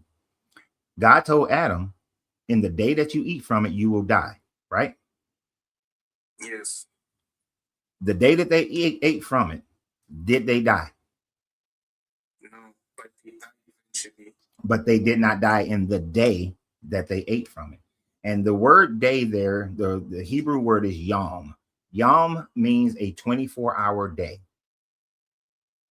All throughout Genesis 1, when he says the morning and the evening, that was day 1, it uses the word yom.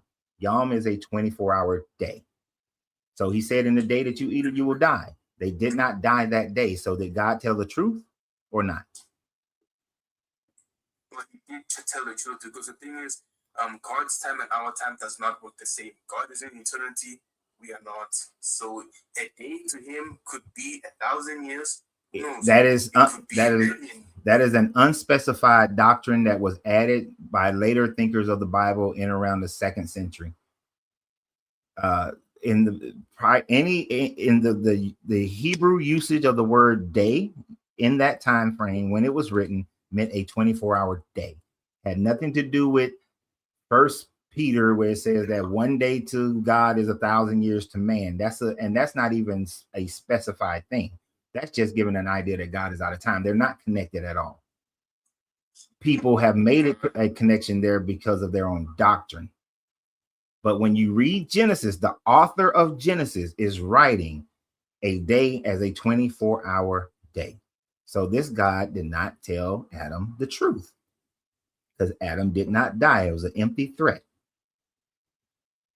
And he admits that man has now become like us, knowing the difference between good and evil. So he admits that man didn't know the difference between good and evil until after they ate from the tree.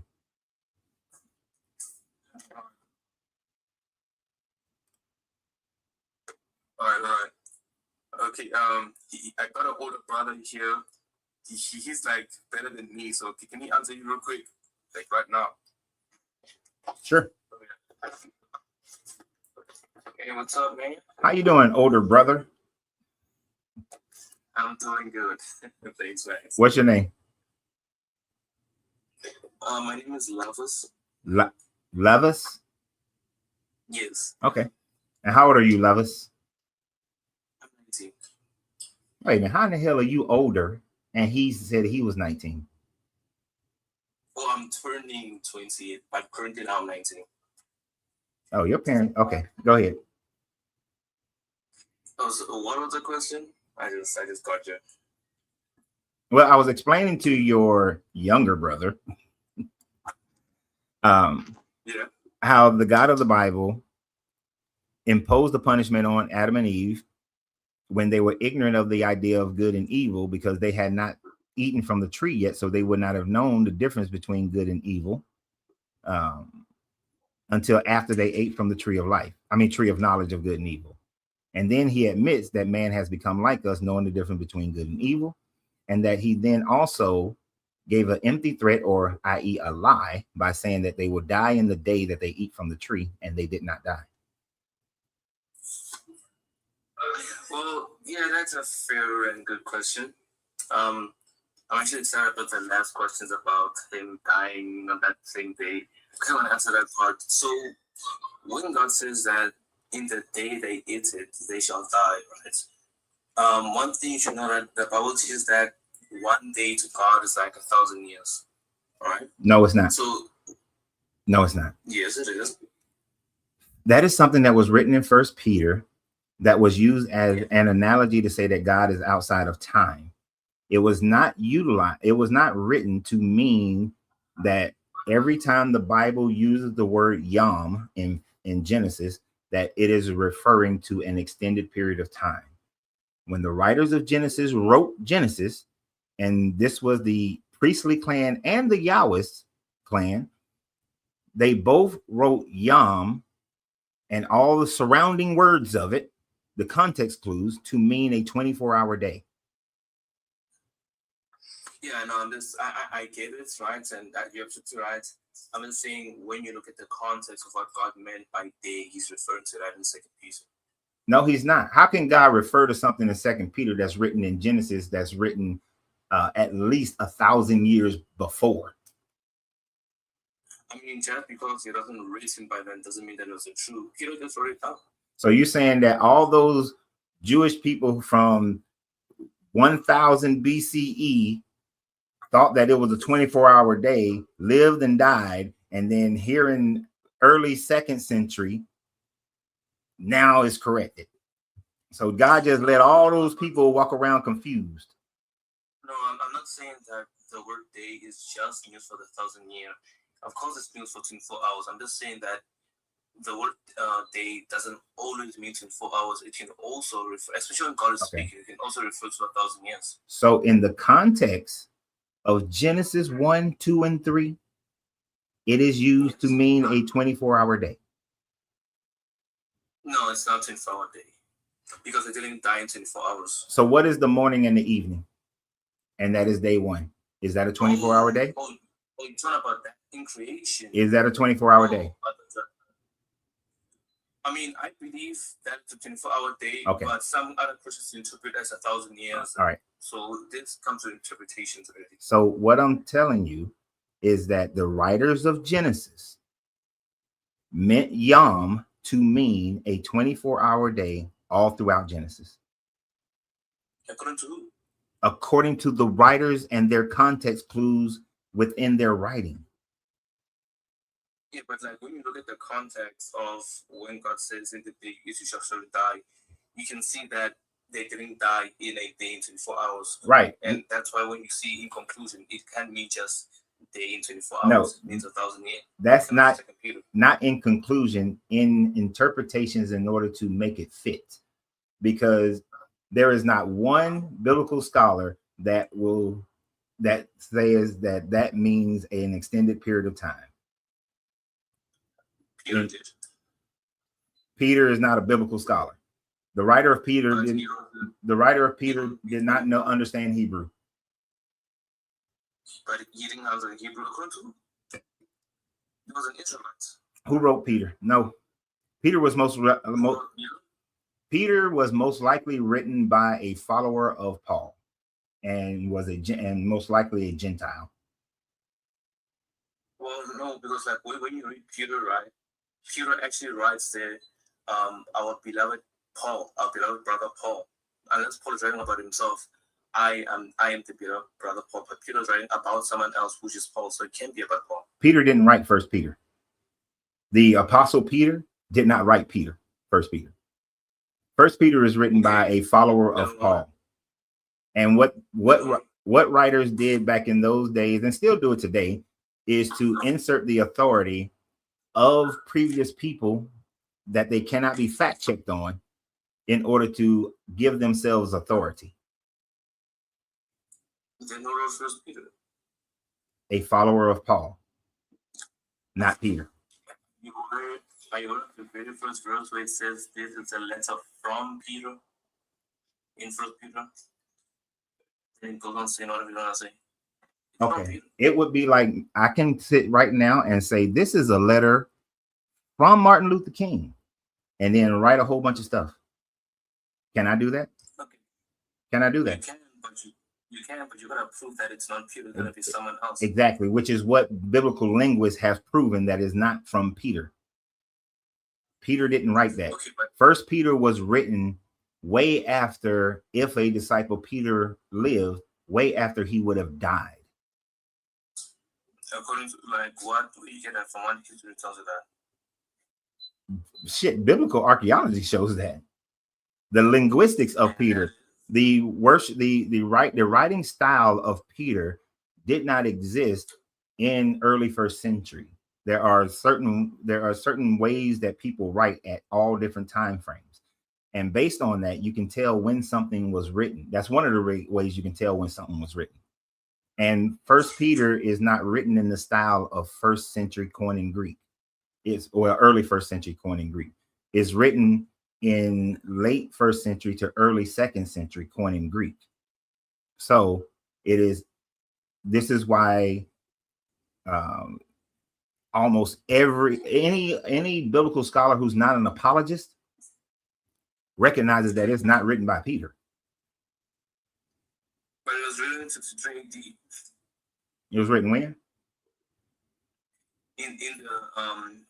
In 63 AD or 80, whatever which you want to call it. You can search it up. I'm not advancing. First Peter was written by the author Peter, written around in the. That is church tradition. Church tradition says that it was written at that time frame. Archaeology, biblical linguist archaeology says that it's not. That it is written much later. But notice how I'm giving interpretations, which is evidence. You just begin claiming and you say, well, it's just biblical archaeology. Tradition is not evidence. Do you know what the word tradition means? Yes, tradition is, well, according to my definition, is something that's like common in old fashioned, how things they do. Right. It's just a belief. It's just a common thing that you repeatedly do over and over again, or believe over and over again. The same way church tradition says that Mary's mother was Anne, and what Mary's mother name was Anne, and that she was born immaculately. That's church tradition. There's nothing that demonstrates that. Okay, but like, can you give me some type of source so that I can go and see if that's true that Peter didn't write this? Any source really?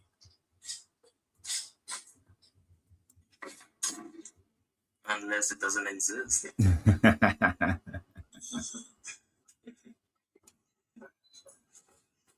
Let me look for a second here.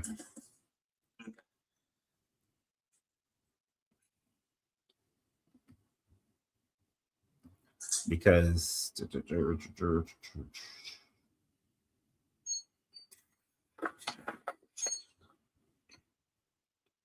I don't have so right now I can't go to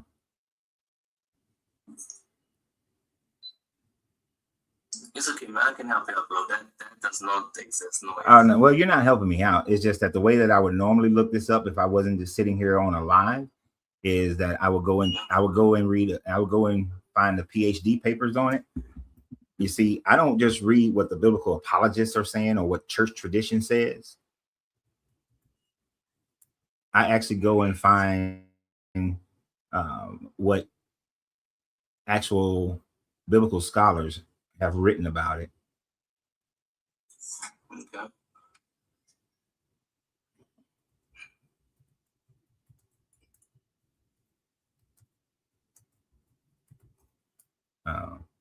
But it's a long process to do it that way. Well, it's not long. It's just you have to read. You don't just read the first paper on it. You go and read multiple papers on it because you want to read you read what the writer wrote, the scholar wrote, but then you go and read anything that you read the peer review as well. Okay. And the thing about reading these papers is that because these are turned in for PhD paperwork, they're generally long as hell and go into a whole bunch of pre-information. So you know what? Basically, what I'm saying is go to Google Scholar, ask the question. First Peter was not written by Peter. All right.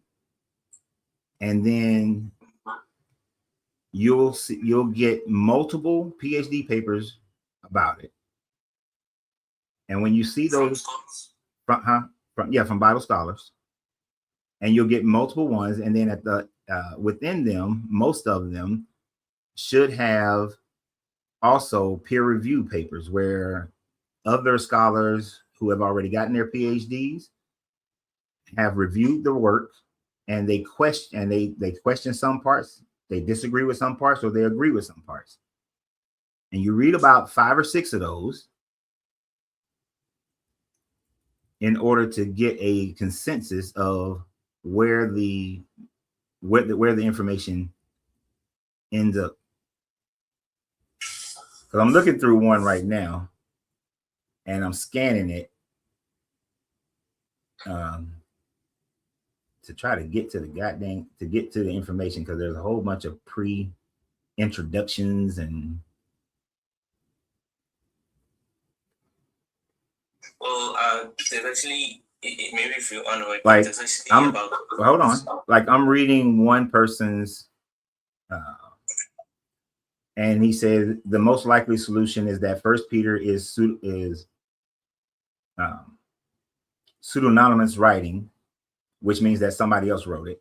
That is, the text is written by a later author who invokes Peter's name as the author of the letter. Such a rhetorical device was not unknown in the ancient world, especially when the later discipleship and followers of the great leader or teacher wished to endow the writer with the authority of the reverend teacher.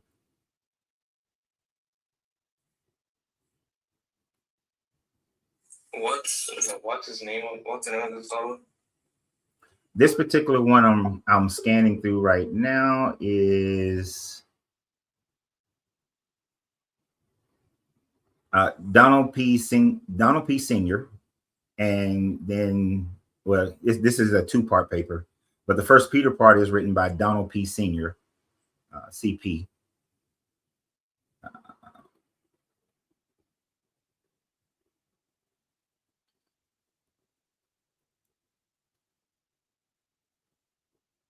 It's a 2-part paper or publication that's written by Donald P. Senior and Daniel J. Harrington.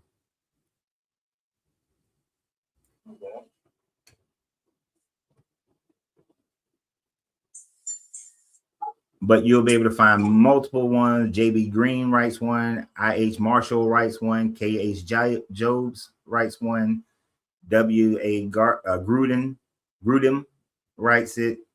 So there are multiple papers that come up based on 1 Peter not being authored by Peter. Well, according to my research,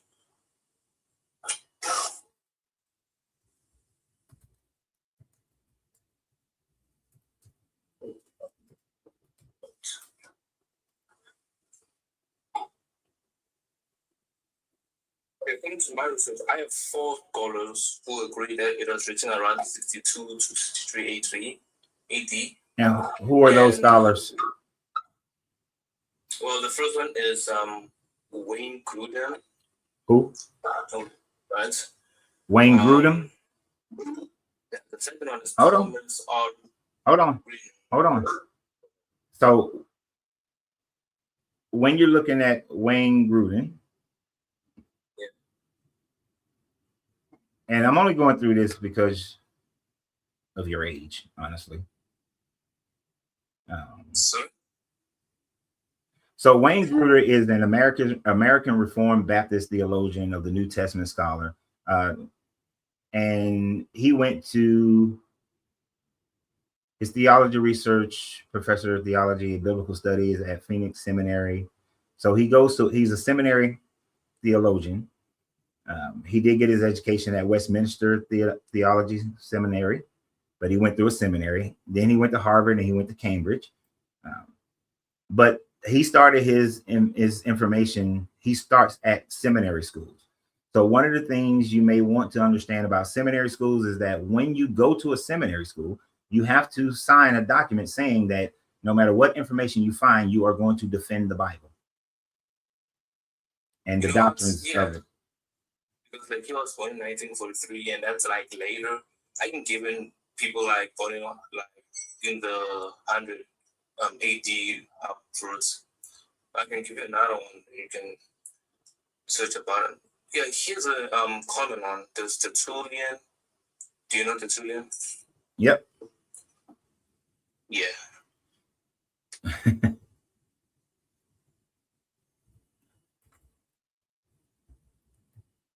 Okay, so Tertullian, he wrote against the heresies. Tertullian, he lived in the 3rd century. So Tertullian he's not an eyewitness as to who wrote Peter. So he's making his statements and claims a couple hundred years after the so-called events actually happened. And Tertullian was a part of the orthodoxy that would become the Roman Catholic Church. And he was very instrumental in forcing orthodoxy or promoting orthodoxy. So he, just like seminary, is already coming from a predetermined point in his writings concerning the heresies and anything else that he wrote. So he's not writing as an unbiased author. And there's a very popular saying in my generation that says that if you don't know the history of the author, then you don't know what you're reading. Because basically you're reading the opinion of that author. What's the name of the author? What's the name of the scholar that you gave me again? Oh shit. That was, see. Hold on.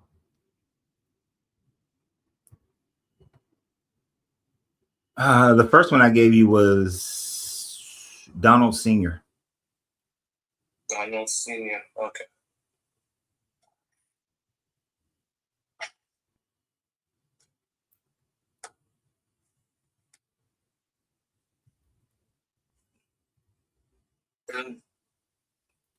And he lived in 1950, like when he was born in 1915, and that's also a late scholar.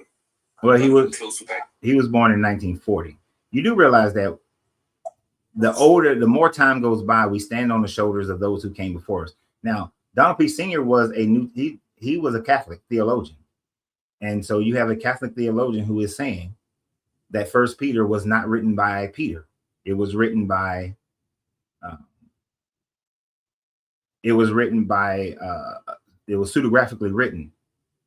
Now you have to ask so then you have to ask the question, if you got a Catholic priest who is going against the grain of Tertullian, going against the grain of the other person that you mentioned, and saying that First Peter was not written by Peter.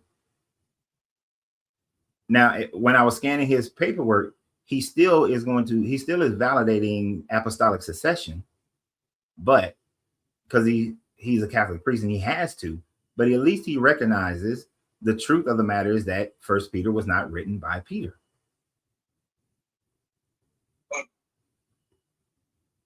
Wait, like, is his full name Donald Guthrie? No, Donald Sr.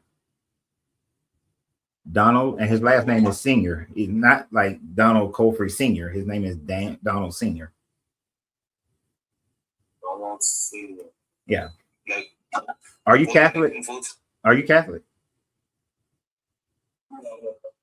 Huh? Are you Catholic? No. Okay, I was just asking. Okay. So what I'm saying is that if you're reading, you have to check the author and see if you're reading a biased report. But then also you look at what majority of scholars are looking at, what they're saying, what they validate. When they are validating that First Peter is not written by Peter, and this is what non-apologetics practices are saying, then the consensus is that it's not written by Peter. And especially when they look at the language, and the language is not early, or in this case, mid first century, then it's written later. Let me give you an example of writings, how they mess up their writings. You've read Matthew, right?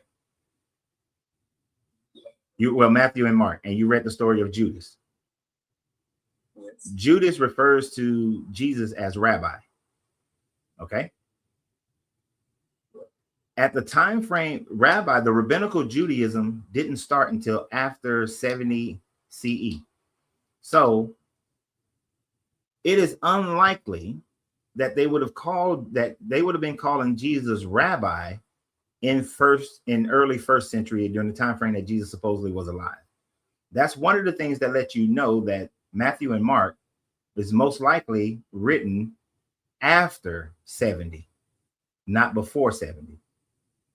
So that's one way of determining when something is written, because of the use of the term rabbi.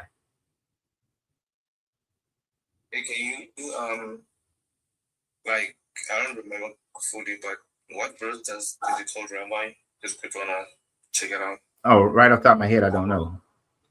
Just search Judas calling Jesus rabbi, and the verses should pop up. I'll do it for you. I know you probably on your phone.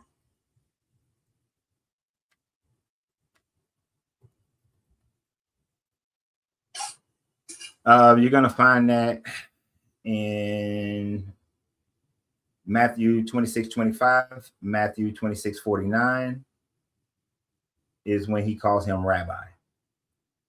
Now, rabbi was a term in the early first century, but it generally wasn't utilized for the religious leader.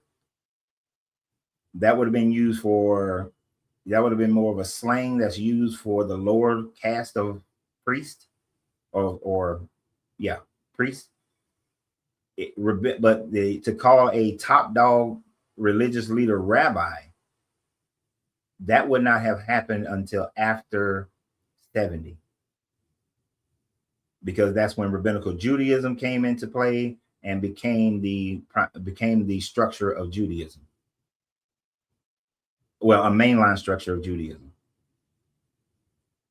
So, what I'm trying to understand is that, what I'm hearing is that the word rabbi was there but it doesn't necessarily being used more often because it refers to the religious leaders. Is that correct? Yeah, it wouldn't have been, you wouldn't have called Jesus rabbi in 30 or 29 CE. You wouldn't call Jesus rabbi. Why is that? Because it was somewhat, it would have been disrespectful in one sense, because you would have been lowering the authority of Jesus at that time frame. But Jesus gave authority like he told the disciples. You miss what I'm saying. That has nothing to do with what I'm saying. Absolutely nothing to do with it. If you were a follower of Jesus in 29 CE and you would have called him rabbi, he would have looked at you like, dude, seriously? Like, you gonna disrespect me like that? Like, what does rabbi mean? I mean, rabbi means like father. Father? I mean, father or teacher. I mean, master. Sorry, I said father, but it means like master or teacher. Right? But Jesus would be confused if you called him rabbi or master. He wouldn't be confused. Okay, sure. He would have been somewhat insulted if you would have called him that when he was the top dog religious leader of that sect. Now, if it's after 70, if it's around 80, 90 CE, and you called him rabbi, the word rabbi had gained authority at that point. You understand? I understand, but like the thing is that so that shows that Matthew was not written until sometime after 70. Now listen, my point is that rabbi can mean master or teacher.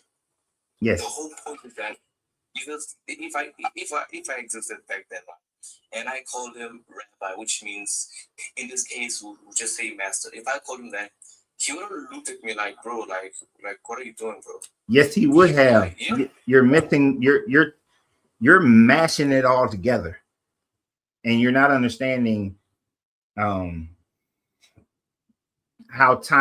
words change through time. Right? So let's see, what's the word? Okay, so what does the word awful mean?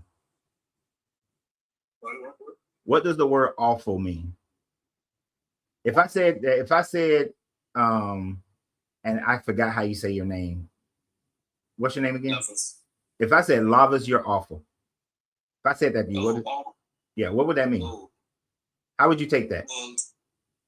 I would take it like something that's bad, disgusting. Okay. Sometimes rude, All right. Now, 100 years ago, if I said, Lava, you're awful, that's a good thing back then. That means that I am full of awe of you in a good way.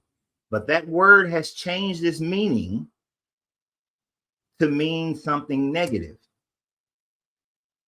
You understand? Okay, so when it comes to rabbi, what's the difference between then and now? So rabbi, prior to the destruction of the temple, meant that you were like a lower level peasant teacher. After the destruction of the temple, Rabbinic Judaism became more popularized, and rabbi then gained more authority to mean master, to mean you're great, you're amazing, you're a top dog. Okay, but like according to words that it meant something low. Can you tell me it's also anything? No, I can't go through all of that on here with you on a live. Right? So what you can do, because we went past the 20 minutes I try to give people. What you can do is go research the difference of the term rabbi prior to Rabbinic Judaism. So understand that after the temple was destroyed, Rabbinic Judaism replaced for the most part, the Pharisees, the Sadducees, and all those people. And then Rabbinic Judaism grew in power. That's when rabbi became a powerful, authoritative term. So that's what I was getting at with the language tells us, is one of the things that tells us when something was most likely written. Well, I went and, while you were speaking, I researched what you said on iTunes, right? And before Judaism, before, the title even began to mean something big or strong, so I'm going to read it. It says, before rabbinic Judaism developed, right, after 70 AD, the word rabbi had a singular or non-formal meaning. And then it goes on to say, rabbi literally means my master or teacher. It is not yet an official religious office or ordination. So the words remain the same. It just went to religious ordination. Right. It wasn't official. It didn't have any authority behind it when you call somebody rabbi prior to Rabbinic Judaism. So you would not have called Jesus rabbi prior to around 70 and prior to 70. But when Jesus was Jesus rabbi, he's calling him master or teacher. Okay. Religious or not. The word is still the same. Okay. All right. I like the view, by the way. Oh, thank you. But okay. I don't. You're not under. I don't think you. I don't think you quite get it yet, and that's fine. I don't know how else to explain it to you. I mean, you just read it yourself. It didn't have any structure. It didn't have the same authority prior to 70. So you wouldn't call somebody of importance at the level that Jesus was supposed to be at rabbi at that time frame. I don't. But because he does, it's one of the reasons why we know Matthew wasn't written prior to the destruction of the temple, that it was written much later. Well, the thing is that when Judas used the word rabbi, I don't think he meant it in a meaning that Jesus is in a high position. I think here he's calling him master or teacher because they call him master and teacher all the time. He just uses rabbi for another word. But it wasn't used with authority until after 70, which is still first century, but it's late first century. But Jesus supposedly lived in early first century. No, I understand you. We can't even take that. I'm just saying that Judas isn't talking about authority. He's just talking about master or teacher. Okay. I got to move on to the next person. But I appreciate the two brothers. So it was nice talking to you. You too. Right? Have a nice day. All right, you too.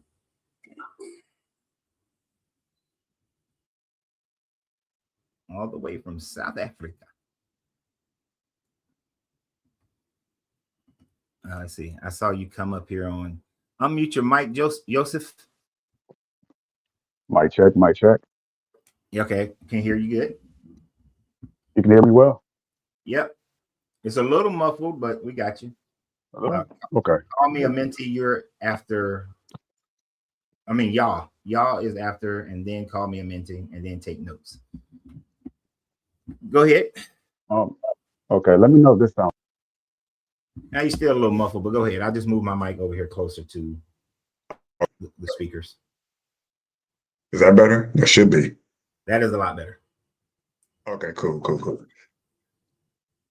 All right, well, this is my first time on this show. I've only seen some of your scripted videos and clips of your live shows that you put on YouTube, just to kind of get an idea of your mindset and where you are. Well, this you're the host, so I see the title of tonight's stream, which is "No One Is in Heaven or Hell, and Neither Exists." Could you, I guess, briefly explain to me how your format typically goes for your streams, so I can kind of follow it the best way I can? I mean, you can make your statements, I may interject if I need clarity on a certain part that you may say, and we just Okay. discuss it back and forth. Um, and Okay. I try to give people 20 minutes at max. Mhm. So I mean, that's the basic way it works. Okay. Oh, Um, don't try to overtalk me or loud talk me. That ain't gonna work. But yeah, so oh yeah, no, I'm cool on that. 'Cause I get that people can get very passionate about these subjects, but me, I'm just more curious as to how you came to your conclusion that no one is in heaven or hell. And if you say that testimony is not proof of that, of either or, then what would be sufficient proof for you? What would be the burden of proof for you that a heaven or hell does exist? And what was the proof for you that made you determine that it does not exist? Since okay. proof of testimony is not going to work for you. Yeah, proof of testimony is certainly not gonna work. But so the Bible is conflicting. All right, so the first thing is that I don't believe the God of the Bible actually exists. So if the God of the Bible don't exist, then his rendition, the biblical rendition, which is not until the not until the New Testament of heaven and hell, then they don't exist in our modern day doctrine of heaven and hell. But the Bible is, but then within the Bible, there is one of the things that lead me to that is the fact that the Bible is in conflict of what heaven and hell is in the first place. Old Testament never speaks of a hell at all. There is no hell in the Old Testament. Heaven in the Old Testament is the firmament, the area of space between the land and the firmament, and then God's existing is slightly above the firmament. According to the Old Testament, Enoch and Elijah are the only, they were brought up into the heavens, right?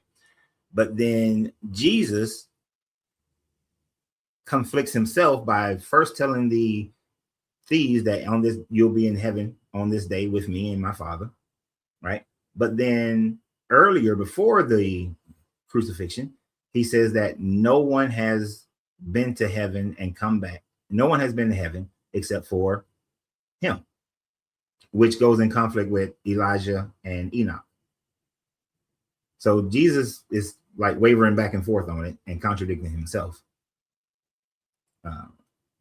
But then, like I said, there is no proof of this God, and all the information, most of the information goes against this God. So then those places can't exist if this God doesn't exist. So that's how you came to the conclusion that for you, God, that so you're an atheist in a way. Not in a way, I am.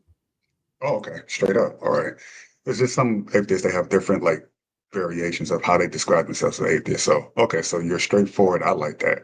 There's no ambiguity in your response to that. Yeah, I would not disagree with you that the Bible has some blatant and perhaps even obvious uh, back and forth. So it's saying one thing here and saying another thing here. Maybe it's contradicting itself in the Old Testament, New Testament, maybe simultaneously. How can two things exist at the same time? And I also understand that the way that I've been spoken to about these things is that you just can't simply understand these things Right. because you don't have the spiritual understanding to make sense of things that is nonsensical. So the things that you just mentioned are the same things that I struggle with myself. Mm-hmm. But the only way I was able to look past it to a certain degree is with a guidance from a place that you say doesn't exist, or from a being that you say doesn't exist, which is God. Mm-hmm. It's not so much that these things in scripture are completely false. It's kind of like oil and water, right? A lot of people look at the oil, that's disgusting, but they're not looking at the water, the spirit of the message.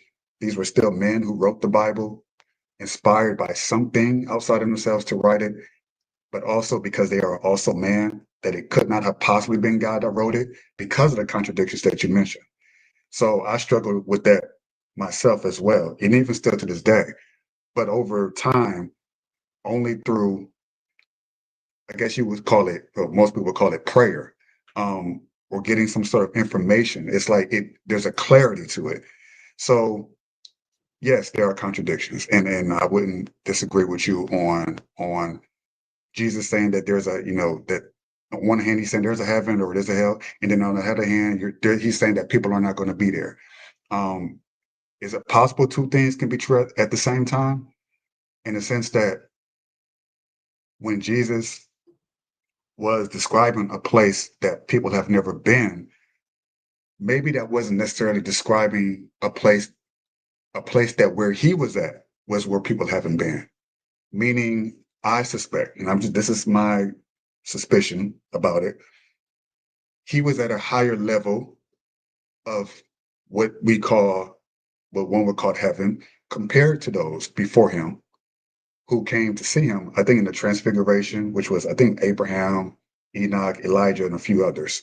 They came to him from a place, apparently, to look to him for advice on how to get to that place that he was at while he was on earth. But it wasn't necessarily that they wasn't in a heaven at all, but that they wasn't at a certain level where Jesus was at. So he was an elevated level above them, sort of like a CEO. Then you have the supervisor, you have the manager beneath them. Mhm. They've never achieved the CEO status. And so you had Christ at the height of it all. Like, how can this man possibly be at this level when he's here on earth and we are here in this other realm, right? This heavenly realm, if you call it that, if you call it such. So that is to me, that's the most logical conclusion. That is not that neither one is true. Is that they themselves, the Older Testament fellas, haven't achieved the level of spirituality that Christ did while he was here on his 33 years of earth. So they were coming to him for advice on how to obtain that. So perhaps when Jesus was saying that no one has been to the heavens that I have been to, that you're looking to achieve, it's like they want to get to a higher level, but maybe there was a ceiling. Maybe there was a ceiling that they hit that they couldn't break that barrier. Kind of like until that one guy broke the 5-minute mile or whatever that was, no one believed it was possible. So it wasn't so much that you cannot run to a certain point or you couldn't run at a certain speed, is that no one believed it was possible until Christ came to make it known. Actually, you can go much faster than you think you can go. So that is my personal understanding from up to this point, from prayer, and just like, okay, can you explain the contradictions that you just named that I had questions about? I was like, that doesn't make any sense. So, Right. And then from that kind of download that my own human mind can't make sense of, I said, okay, this makes more sense. And I'm sure it'll make more sense over the years as I get older. But now I guess I would like your response to that. I'm sure you have a rebuttal, but I would like to hear what it is. Yeah. It's called coping and confirmation bias. Coping.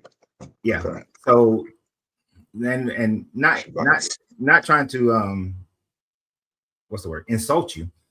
But oftentimes when we have a desire to believe something, then a coping mechanism is to re-engineer everything so that we can make it fit. And we can have that confirmation bias to say that, okay, now, even though I know that there is a contradiction, if I create this additional doctrine, which is not found in the Bible at all, True, then I can make it fit so that I can still accept what Jesus said and still accept what the Old Testament says. So that's a coping mechanism in order to do that. So you're ignoring the contradiction. There is absolutely nothing in the Bible that says that Jesus is on a different plane of consciousness, or there's another level of heaven that Enoch and Elijah didn't go to. Enoch and Elijah supposedly went to and walked with God. Now, if they're walking with God, they are in the highest realm with God. Because if there's a realm higher than God, then that would not make God God. Because then there would be something bigger than this God. So there can't be a different level that Jesus is at, and that those guys didn't quite make it to that level because they walk with God. So simply put, it's what you come up with is a way to cope with the contradiction. Okay. Coping mechanism engineer is re-engineer everything, makes things fit. You're right in that the things I'm saying is not even, I don't think even any scholars, and I've listened to a lot of them, they wouldn't even come to some of these conclusions that most of them, probably none of them. I talked to a lot of Christian friends. They're like, "You're crazy. You're definitely not a Christian because you're talking like the way I'm just speaking to you now." They're much less receptive to it. Not that you are, but at least you're like, okay, this is odd. The thing is that it's more odd, strange to me. So it's not as if I went out of my way to search for this because it doesn't make any sense. This is just like it's like what if when we're walking, someone's walking with God. He's walking with us where we are on our level to some extent. At least that's supposedly where he's at. I can't walk with him with where he's at, if there is a God. So if he's walking with me, that would imply that he's walking side by side with me at the level that I am at. And so the information in which I spoke about earlier to this topic that gave me that is because perhaps he felt like, well, this is something that he can now handle understanding these seemingly contradictions in scripture, that just being one of them, of which there are hundreds of them. But it doesn't necessarily mean that the Bible is completely not true. Then you have the opposite end of the extreme, my Christian friends who they call it the infallible word of God, which is foolish to think is infallible because of the contradictions that you mentioned, one of many of them. However, there's the opposite end of the pendulum in which you fall on, where you're throwing the baby out with the bathwater. None of it, because of these contradictions here, none of it is true. But then you have the opposite extreme where my Christian friends are saying, in spite of these contradictions, all of it is true. I think both sides of that mindset is you said what I had was a coping mechanism. I would say that for you, this would also be a coping mechanism, an excuse not to look to God for understanding of these things that don't make sense in scripture. Because I thought that was an excuse too, until I guess, humility in a sense, like, well, if you are real, God, then what is the truth? And over years, it's not like it's a sudden thing. It comes to you in dreams, it comes to you in confirmation, sudden inspiration. Where did this come from? Things they say you can't get in the Bible anymore. That it's canon. You can never get revelation from God anymore. Revelation is in the Bible. You don't. No human being can have it. But that would also be a lie. So it's a lot of misinformation there. So I'm coming from it. I'm coming at this more from a unfortunately, I know you say testimony is not approved, but testimony of myself. But real quick, how do Wait a you minute. Hold on. describe? Hold on. Okay, okay. Let me Go respond ahead. to some of what you were saying. So I know this is your first time here, so you probably haven't heard a lot of the things that I say. I don't throw the baby out with the bathwater. Okay. I just throw out the bathwater, right? Now, but the only baby that's here is, did certain kings exist? Yes, that are mentioned in the Bible. Do certain places exist that's mentioned in the Bible? Sure. Mhm. Are there other certain people in the Bible or events? Yes, those things that we can historically demonstrate through archaeology. Yeah, I'm with that. Some of the moral things that the Bible does talk about, there's some of the moral things I can agree with. So I don't throw it all out. But what I find is that, and you had asked burden of proof. So in my search for God, because I came at it with a huge hunger and desire to believe in this God. But in my search, in going to Israel and going to Egypt, going to Italy, living in the libraries and all that sort of thing, because I started this before there was an internet. Well, before the internet was public, I should say. I was searching for God. I was praying and begging and pleading and crying for God, for understanding. But everything just kept leading to the Bible just not being, what's the word? not being Sufficient? authorized, not being authentic.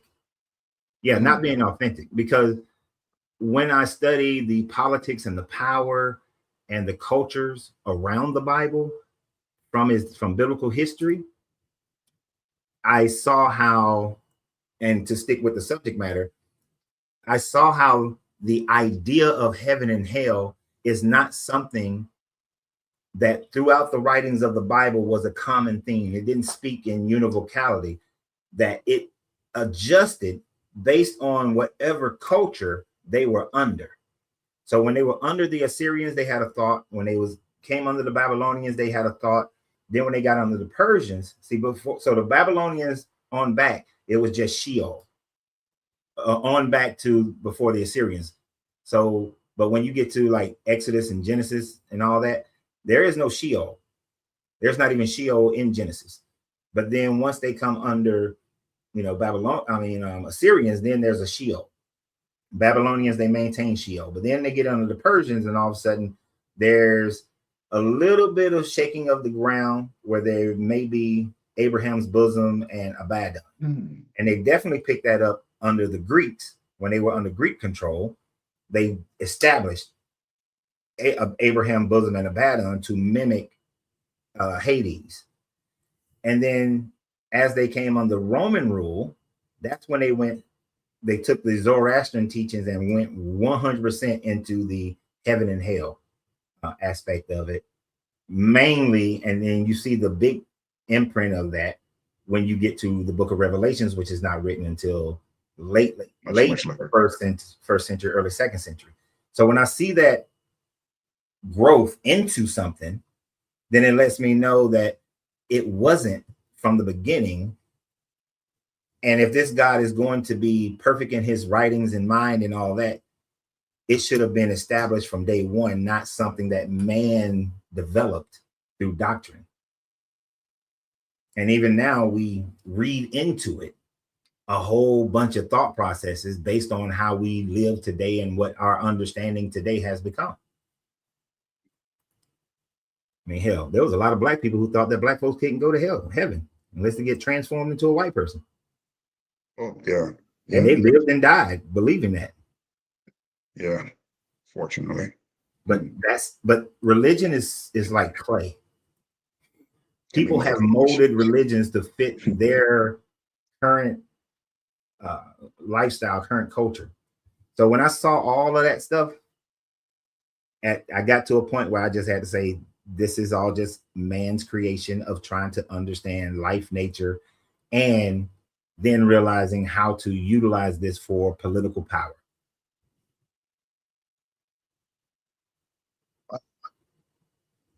Okay, that's cool. You've been to Israel, you've been to Egypt, Italy. That's dope, man. Been to Jordan you have a and lot all. more. Wow. Okay. So I would assume you probably even went to the River Jordan, or all the historical sites. Yeah, you've been to them all. I was upset when they wouldn't let me get baptized in the River Jordan because it was nasty as shit at the time frame that I went. Oh, that must have. Oh, wow. Yeah, but for decades I had a little bottle of Jordan River water. But yes, I've been all over those areas, and part of it I was acting like a tourist, of course, but there was other parts where I got to go to. I went to archaeological dig sites and went to a lot of the basement of a lot of museums. If you go to a museum, 10%, everything you're seeing in the museum is only 10% of what they really have. You got to get into the bottom of the museum. You got to see what the archaeologists are down there working on. That's where the good shit's at. And you know what? I give you way more credit. It's interesting how, when you speak about the Bible, you actually been to these places. I always give credit to Muslims because at least they make the trip to Mecca, right? They go, they travel, they believe it. They say they believe it. Maybe they live in America or wherever they live. They're saying, I'm going to spend the money and time to get to this place but I've never met. No. It's rare for me to meet a Christian who has actually taken the time to even just go to Jerusalem, like as you have. So you were truly earnest in your search for that. Whereas I met a lot of Christians who believe on the strength of mostly just the Bible. They haven't actually made any trips. They haven't done any actual work. They haven't made any sacrifices to put their faith to the test, as you have.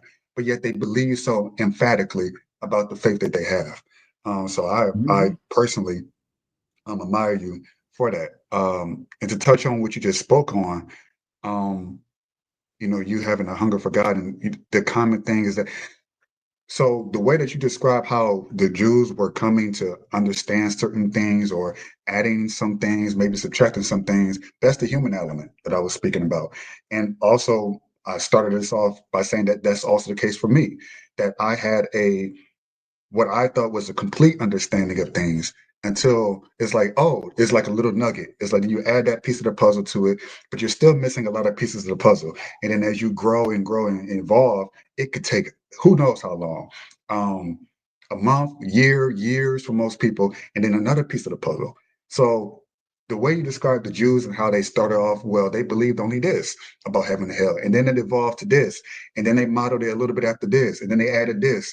That is pretty much, I believe, how most humans are in terms of how we develop. Even when you look at just the way we grow up from a baby up to an adult, the things that we believe as a child, we don't believe now as an adult, or is refined or is reshaped in such a way to give it more weight and meaning. Oh, the sky is blue. Okay, now you're an adult. You can now understand why the sky is blue. But because you have the now mental capacity to understand why the sky is blue, we've gone past the part that is pretty and blue.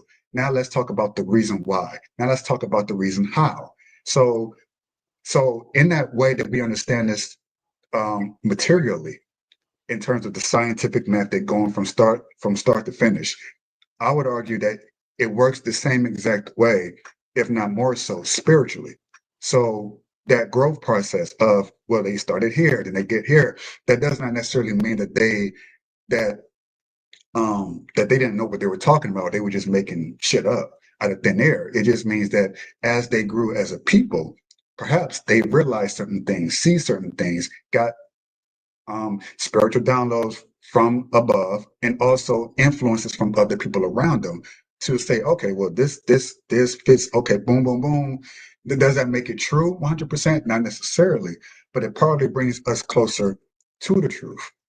And the thing is, we're never going to get as close to it until we all die. Then we'll find out, okay, what's really going on here? Is there a heaven or hell? So I guess my question to you would then be, if there is no heaven or hell from your perspective, where then do we go after our bodies cease to exist? Okay.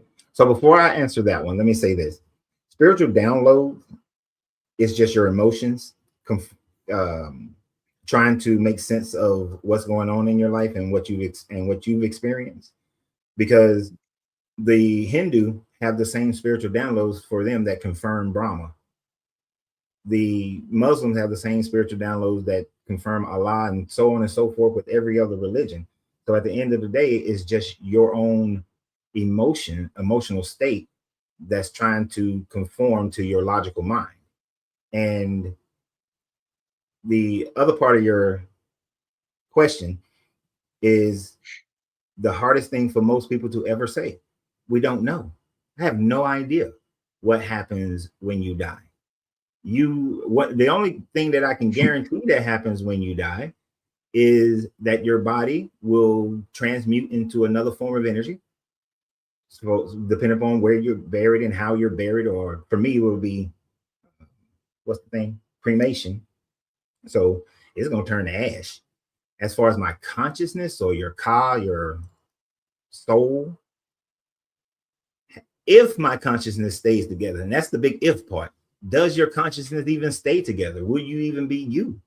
You have no idea, because no one has went to any heaven and came back, went to hell and came back. But in every religion, people claim that they went to the heaven of their belief, or they've seen the previous lives that they lived and they know they're going to be and they believe they're going to be reincarnated. They've had past life experiences. Everybody claims that they've experienced these things in every religion, which doesn't prove anything. It just shows that that's what they believe. And so the mind is so powerful. beyond the fact that we can dream or daydream or night dream and have and create entire universes in our mind. The mind is so powerful that every time when someone's died, your brain drops so much DMT over your brain, which creates hallucinations. Or even when you have a near-death experience, your brain drops a bunch of DMT, which creates hallucinations. And generally, those hallucinations are going to be based on what you've experienced in your life. So if our consciousness does stay together, this is a guess. If it stays together, your mind will create whatever existence you most believe in. And oftentimes it ain't going to be what you say out your mouth, because most people think that they're not worthy of any heaven. Ooh. You know how you got them dark thoughts in the back of your brain? That's really what you're thinking. Yeah, most people don't experience that. They ain't experiencing that shit that they say out their mouth that sounds pleasing to everybody. They gonna get the hell on the handbasket because most people are filled with shame and guilt and regret. And that's where they're gonna go, into their shame, regret, and their guilt. I don't have those problems, so if I don't on purpose. I make sure that I don't. But you know, how do you know you don't? That's the thing. How do you know that you don't? Because I spent decades of self-exploration, diving deep into who I am and what I think and how I feel to make sure that I don't. Because when you walk, and it's not about an afterlife, it's not the reason why I did it or why I still do it, but it is the fact that I want to live my life the best way I possibly can. And one of the ways to do that is I have to be happy with who I am. I have to be happy with the life that I've led. And I can't be happy with the life that I led. Like I got a divorce from my kid's mom, right? And for about 6 years, I felt guilty as shit because I wasn't in the house with my children. I felt guilty. I felt depressed. I was ashamed of it. I had broken something that I promised I would not break, which was I grew up with my father living in Florida and I'm living in Atlanta. And I was like, no, I was never going to leave the house of my children because I used to be so angry with my parents for doing that. But for 6 years, I lived with that guilt and that shame. But then I took myself through a process to alleviate that guilt and that shame, you know, both through my meditations, but also through my actions. My actions were I spent a whole hell of a lot of time with my kids, more time than most separated fathers do, to the point where it actually got on their mom's nerves for a little while. But I mean, not in a bad way, not that she got mad or caused problems, but you know, I was there, present. And being present with my children, being in their lives, making sure that they got as much as I could give them. And still to this day, I still do it. My guilt, my shame of that went away because there was nothing for me to be guilty or shamed about. Because I also recognize that if I had stayed in that relationship, I would not have been as good of a father to my children that I ended up being. I was thinking that. So even though it's not it's not the greatest way to raise kids, the alternative actually it was actually better than the alternative, which is to stay in that relationship, to be disgruntled, to be unhappy, to be irritable. When I left, I found my peace, found my happiness, and I was able to be a better father to my children. And would you say that was the same case for the mother of the children as well? She was able to be a better mother, perhaps, as much as you were able to be a better father because of the separation? Can't answer that. That's up to her. Okay. I used to contemplate that, but then I realized me contemplating that would then cause me to possibly go into another spiral of guilt. Oh, of guilt. Yeah. So I have to recognize that I cannot determine how she feels, thinks, or what her process, her theories are about herself. That's something she had to find for herself now. So I just looked at what kind of mother is she. She was a great mom, and I'm satisfied with that. You know, I never had to go to her and be like, look, I'm taking my kids because you ain't treating them right. You know, if anything, I used to tell her at least once or twice a year, you're an amazing mom. Like, I would uplift her. From day one, actually, I was uplifting her as a great mother. And it wasn't about my feelings towards her. It was more about making sure that my kids was not living in a household with someone who was depressed and jacked up. Because one of the things I realized that I was making my kids depressed, that through part of that first 6 years with my own depression.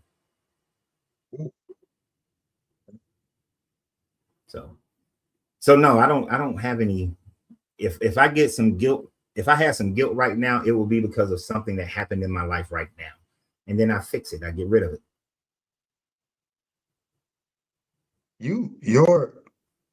And I know you said 20 minutes, so it's like 25, 30 now. Yeah. So I guess I'll wrap it up with this and saying that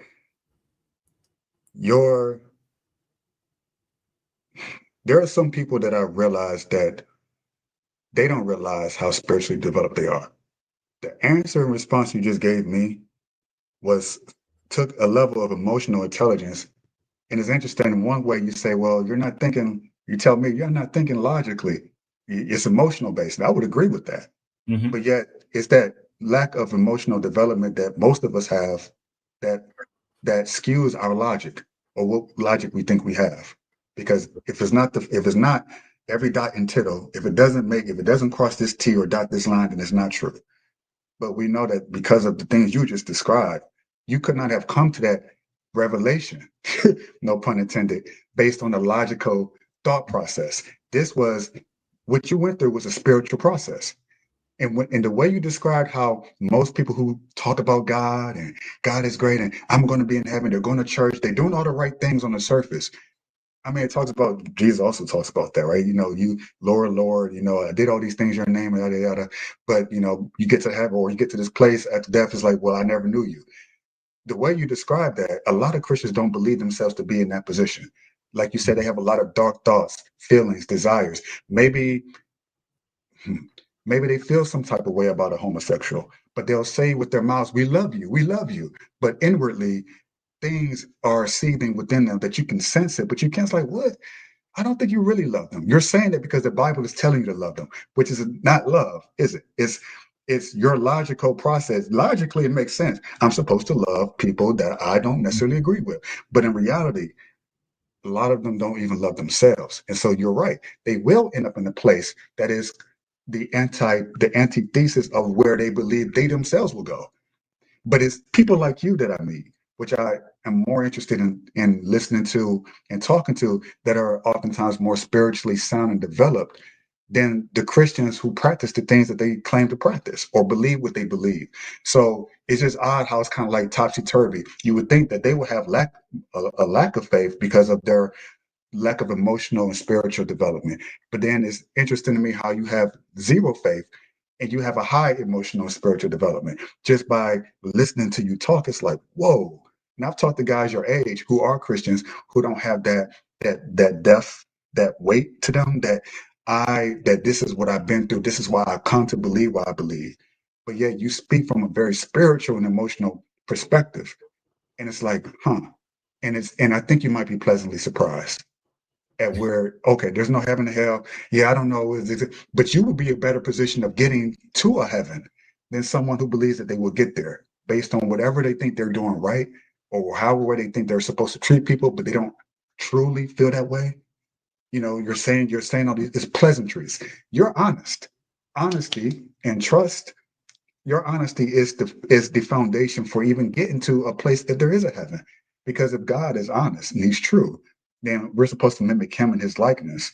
Then you will have a much more better chance of getting to a place you don't even believe exists than someone who believes it exists, but denies all the feelings and emotions and revelations that you've had in your life. So I just want to leave you with that. I like you. I mean, I know I can learn a lot more from you. You've had a lot more life experience. I'm still trying to get to Israel. I don't claim to be a Christian at all. Christians don't claim to be a Christian either, which is kind of disheartening because of the things I'm talking about with you. How could you say this about an atheist? What do you mean he doesn't believe? Yeah.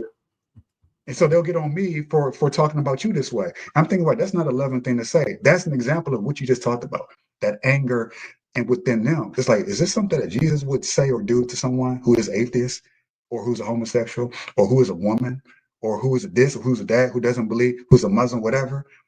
But they believe they're righteous in the way they think because of their dogmatic belief in the scripture. So it's not a bad thing that you're not, maybe it's best that you came out of it. Kind of like a clean slate. I'm an atheist. Boom, clear and done. And now you're kind of like allowing things to build on top of that. Well, we'll see what happens. But in the meantime, I'm going to work on myself, which a lot of Christians don't do. I'm going to build my own spiritual and emotional development, which a lot of Christians don't do. And I'm going to challenge myself because you had to challenge yourself to get to the place that you are right now. And that's difficult. I know what I know. I believe what I believe. I read it. It's done. It's sealed and delivered. I don't need to hear nothing else. I can't tolerate. You're like, hey, this is where I'm at right now. And I believe when Jesus said, and I love everyone knows that famous quote where he says, come to me as a little child. Where you are now, a little child is what? Clean slate. They don't have any preconceived notions of heaven or hell or God or the devil or none of these other how they proceed. They're just like feeling how they feel. They're allowing themselves to move through life, to treat people well, and then they treat themselves well. And then that's why I think that a lot of people miss it. That comes with me as a child aspect. We get in our head about that. But that clean slate is what every child has. None of us came into this world believing one thing or another. That's We all right. came here having, I see something, or I see a spirit, or I see this. And you have to have that beaten out of you. You have to have the politics of religion dissuade you from going closer to God. But I think in your case, and I just leave it on this final, it's very different. You're more spiritual than you don't know that you are, but you are. And I know someone else that's like that who I met in Brazil. She was very, very, very spiritual, but I'm agnostic is what she said. I'm agnostic. Okay. You're more evolved spiritually than you even realize you are. It's kind of like someone who doesn't know they're born with a silver spoon in their mouth. Oh, you're rich, but you don't know how rich you are. That's the way I see you. Right. So with that being said, I appreciate you having me on, and I will yield the floor for other people to speak because I'm curious to hear what they have to say as well. All right. Appreciate you, Joseph.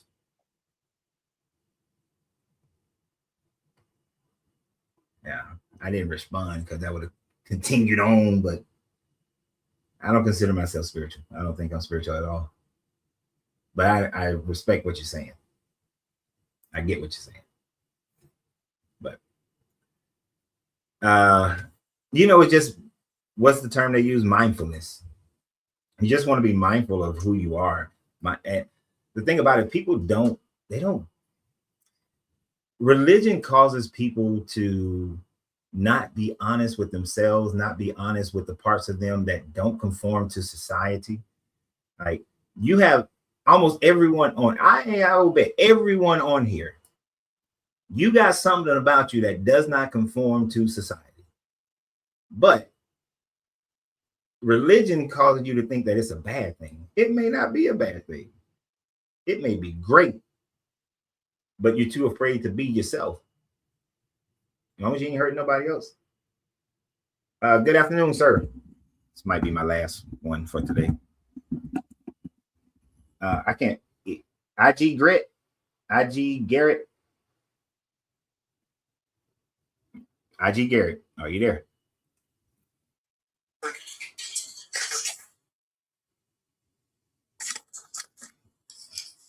Hello? I've been watching you on YouTube for a long, long time. I appreciate it. I'm just here to say I appreciate your work, man. And I know you might not think what your brother was saying earlier about the spirituality, but you got to understand, humanism is a sort of spirituality. Reconstructing the reality of our consciousness, how we feel, our empathy, our or human traits, things that humanize us instead of animalize us or make us more tribal. These things are of a spiritual nature. And that's why I believe when the brother was saying a kind of a spiritual aspect here, it is true.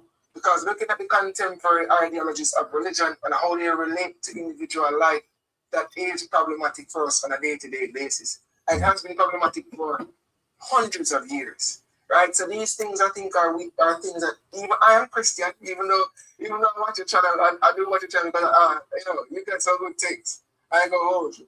But I think absorbing the ideology behind it and thinking about how these paradoxes come up within religion can help push us forward to a better place as religious people. And therefore, from a day-to-day basis and even on an individual basis, for us as a group, it would be better for us to adapt or even debate those who do not have the same mindset as us or the same religion as us, to therefore find how well-rounded we can become, not only as religious theists, but as people. I'm with you. What should I call you? My name is Cigarettes after Snakes are here, but my name is Chad. Chuck? No, Chad. Chad. H-A-D. Oh, Chad. Yeah. All right, Chad. Where you from?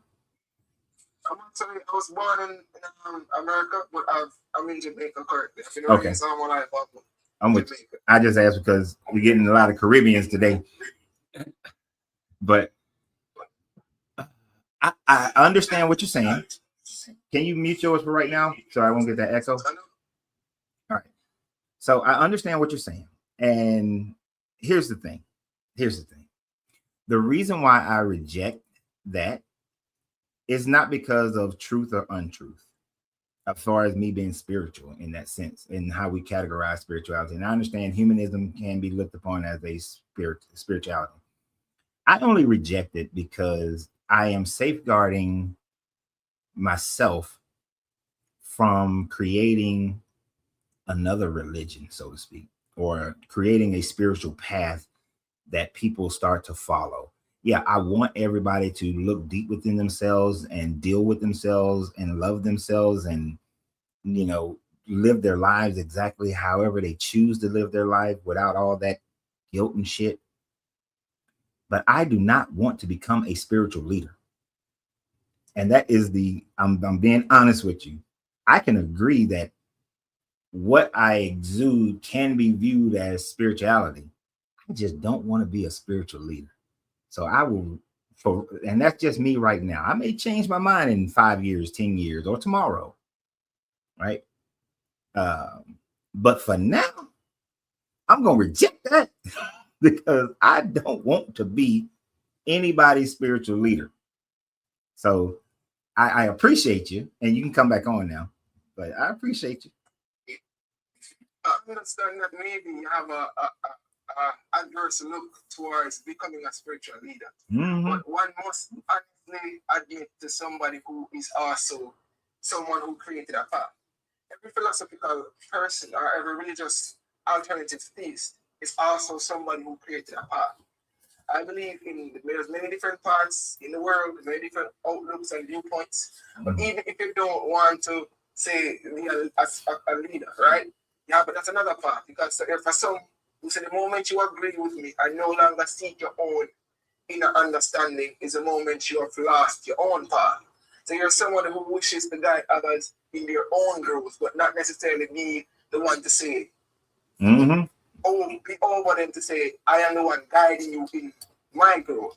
Exactly. So you're I would say a pathfinder, but a separatist, right? Yeah. So find your own damn path.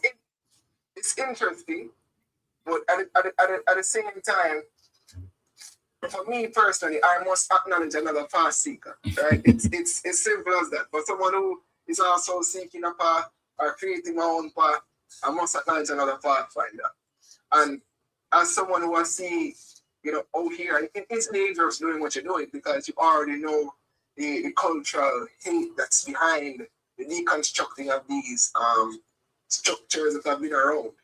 You know what I mean? So I understand why you also adverse look at it from that way as well. Yeah. So Even though you don't want to say it's spiritual, my friend, you know what I mean? It does have a certain aspect of spirituality to it. Whenever you look at how, if you can, let's look at it this way. If someone is religious, right? That's a spiritual thought practice, Mhm. a spiritual practice for themselves. But if you have someone deconstructing it and also adding points of humanism and their own viewpoints as to break open the shell of which they were trapped in by others, other dogma, and other religious construction, it's also showing them another spiritual aspect within their own spirituality. It's also giving them a wider path that they can strive towards, not only within the spiritual aspect that they practice, but also within themselves. So they're not separate in the way they live. So if I'm Christian and you're also breaking down the religious dogma and also the paradoxes within the religion itself, I can now seek an understanding not only with myself but understanding of the higher power which I serve. Right? Mhm. So that it's an interesting, I would say, interesting dilemma for us to be navigating through. It's both beneficial but absolutely hated by those who are in the component doctrine. I'm with you. I'm with you. And I appreciate you, man. Let me knock out a couple more people so I can get the hell off here. I got to stay. All right. No problem. It's been great speaking All with right. you, man. Great speaking with you too. Thanks, Chad. Call me a mentee. I wonder what happened to you. Y'all trying to take me to the 4-hour mark. Sorry. A mentee. Are you in the halls? Yeah, sorry. So You keep mute. Don't. Your mic is muted right now. I don't know. yeah, sorry. So I don't want to be on it for too long. All right. First of all, I can see that you have the Hamza hand or the third eye hand. So you're quite intricate on symbols or, metaphysics or knowledge, or just, you have an understanding on energy or protection or, mechanism settings or defense, because that's what the third eye hand signifies, protection or ability. So I can see that you're quite knowledgeable. When we're looking at the Bible,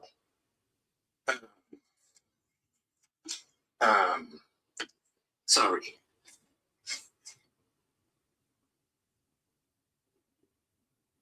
Where'd you go? You muted yourself again. Yeah, sorry. Okay, so when we're looking at the Bible, it goes into a construct as, so when you go on ChatGPT on the internet, it says that modern Homo sapiens arrived and descended from Africa, right? And even, America is ancient as well. We can also call that a motherland, but that's beyond the point, right? So clearly, it says on the internet, or it's out there, that everyone came from these motherlands of Africa. So now that we've come into this understanding, the Bible is a creation story of what happened on earth. Everything in the Bible happened on earth, right? Now it goes back to coastal Mitzrayim, or Israel, or Canaan, or the Levant, or Ham, Shem, and Japheth, right? So in the Hebrew version, it says, let us make man in our image. Now the us was, it goes to watchers, or a pantheon, or it goes to the Elohim, the ones that were created by Al, or higher deity. So my point is these are ancient stories that were put into Europeans' hands, and it ended up in the wrong lens or perspectives, right? So it goes to the oldest language on this earth is hieroglyphics. Then it goes to cuneiform, Akkadian, Sumerian, Mesopotamian writing. Then it goes to Aramaic. Then it goes to Arabic or Hebrew, and then Hebrew Aramaic. And then it goes to Hebrew Aramaic first, then Hebrew, then Latin, then Greek, and then English writing. The reason why I'm saying this is because language is language has given us a limitation. Language has given us an urgence or an emergence onto basically be limited and even be contradicted towards ourselves. So because these stories were received in purified understanding or understanding, over time, when you change these words or these stories, the characters change, the change, the language change, the people change, the identity change, the stories change, and even the women change over time, right? Hence the reason why they've taken away the Trinity, the true Trinity, you know, the Mother, the Father, and the Son. And everyone now thinks that the Son is the first individual at the start of Genesis 1:1. But if people really understood the English translations, because English is a language for business, the only reason why we have these stories are embedded and encoded in our heads is because we have been absorbed and abstracted into these stories, so that these stories stay with us and embed towards our head. So half the world thinks that this deity, Christ or Jesus, is God, but this deity, Christ, gets mentioned only the first book of Matthew, right? So the presence of this being that everyone's claiming to be God is already contradicted, because his first presence is already in Matthew, which means that there's beings or people that came before this deity that everyone's claiming to be the all-in-all creator, which means that, you know, this is all just subjected now. No one's really reading these things properly, because it goes back to all-in-all stories of ancient stories, going back to, someone said Christ's consciousness. Yes, yeah, consciousness meaning... Stay with you. Like I'm trying to get to your point. Don't read what they're writing, because you're a little all over the place right now. So just where I was saying, so of course Christ was created by Mary. Mary is the one that was anointed to hold this vessel, and this arrival or presence starts in Matthew 1:1. Jesus Christ is mentioned in Matthew 1:1. That's the first presence he's mentioned. Now in Genesis means a genealogy story, or the genealogy of Noah. Now, in the genealogy of Noah, he has three triplets or sons. These are all melanated, negroid, copper tone, ancient purified sons, just like me and you, my daily sir, right? Mm. Right? These are melanated, copper toned individuals, right? Genesis 9:19, it says this whole world was populated with one family, right? And then Genesis 9-25, you know, punishment started to happen. Now, the Genesis is a creation story because it explains how things were scattered and confused, right? So now we have to go to the fact that El Elyon versus Yahweh, yeah, we get it. Okay. Not everyone knows that, because Yahweh is the one that confused the languages. But if you go back in the story, the word Yahweh goes to Elohim, and the word Elohim goes to a pantheon. So now it goes to a pantheon. There's many different type of Yahwehs. There's female Yahwehs. There's male Yahwehs. Right. This is what this is in the Masonic Judaism teachings as well. They understand that the Elohim are different type of embodiments or beings that interacted with Earth within these stories. This is why this story is the great mystery, right? Because it's talking about angels, it's talking about this, it's talking about mermaids, it's talking about giants on the earth, right? Picturing it that this all happened on Earth, right? Which means that these are all stories are rhetorical. I need you to land the plane, man. You kind of all over the place, here, and there's a lot of parts that I would have interjected, but I know you were waiting for a long time, so I was, giving you some time.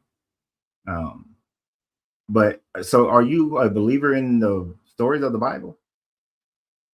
First of all, the word belief has L-I-E in there. The English language is a bastardized language, so you have to understand what type of context you're colorating on or declaring on. I don't believe I know I know what I'm going to do tomorrow. I know my schedule. I know my structure. I know what I'm reading, right? So I've studied these things to understand that these stories go beyond English intellect. They go beyond English language, because if the Most High is real, he never put it in English, European. Okay, so is he real? language. Of course, because these stories are real. They happen on Earth. So you think that So you think that Noah's flood is a real story? When it goes to Noah's flood, you have to understand it only taken out a part of Earth. It didn't go to the whole Earth. So Noah's flood is misunderstood. And even in the book, we should realize that there's multiple deities, because one deity is talking to Noah saying that there's a flood, and then one deity is saying that I'm going to send the flood, and then also my next deity is saying I'm going to confuse the languages. So these go back to the Elohim Anunnaki creation stories, going back to Mesopotamia, Right. the Iraq, going back to ancient Egypt, or the Neteru, Meduneta. So The Meduneta no, okay. came first. You're so back to my question. Do you think that Noah's flood happened? It happened, but it never happened from the way how they told us. All right. So you don't think that everybody on the planet is related to Noah and his 3 sons? That's correct, but it's confusion, because it goes back to the grandsons. It's nothing to do with Noah. It goes back to Noah's grandsons. Right. So are you saying that we all come from Noah's children? Technically, yeah. Impossibility. That's a virtual impossibility. It's Well, one. It's a no, biological. it's- One. It's a biological. In the colonizer's book, I already know what this is about. It's an impossibility. Oh, he disconnected, but it's an impossibility for. Okay, so no disrespect to Amenti, but you're mixing in a lot of Christology with the you're Billy Carson this thing, really. You're doing a Billy Carson, where you're mixing in Christianity with the Sumerian Anunnaki story. It's a biological impossibility for all of humanity that is alive today to have come from 3 couples. There's not enough genetic diversity in order for that to happen. You said that it was just a localized thing. So with it being a localized thing, then of course all the other people who were around the world would have been surviving. So then therefore, if it's a localized flood, which the word Eretz can mean a localized area when they describe the world in the Noah's flood story, then the Peruvian people were still being existing, the Minoans were still around, the Chinese were still around, all these people were still around during that time. And if you accept that it was a localized flood, then all those people still would have had babies and created their and continued on in their civilization. So we cannot have come from the 3 couples that was on the boat in with Noah and his wife, which then makes the Noah story invalid. Can't be a true story at all. But you got to be mindful of all that Anunnaki stuff is also them explaining how things came to be. Written 3,000 years after this event supposedly happened. I was trying to bring you up, Keels. Let's try it again. Kales. Hey. Hey, Kales.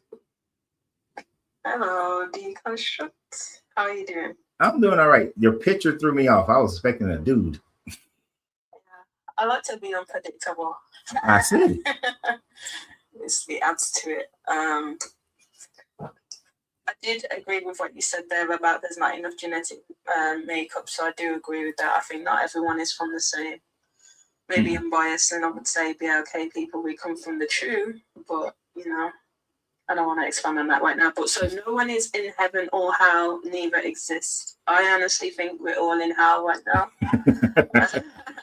But current way of the world, yeah, it's kind of hellish right now.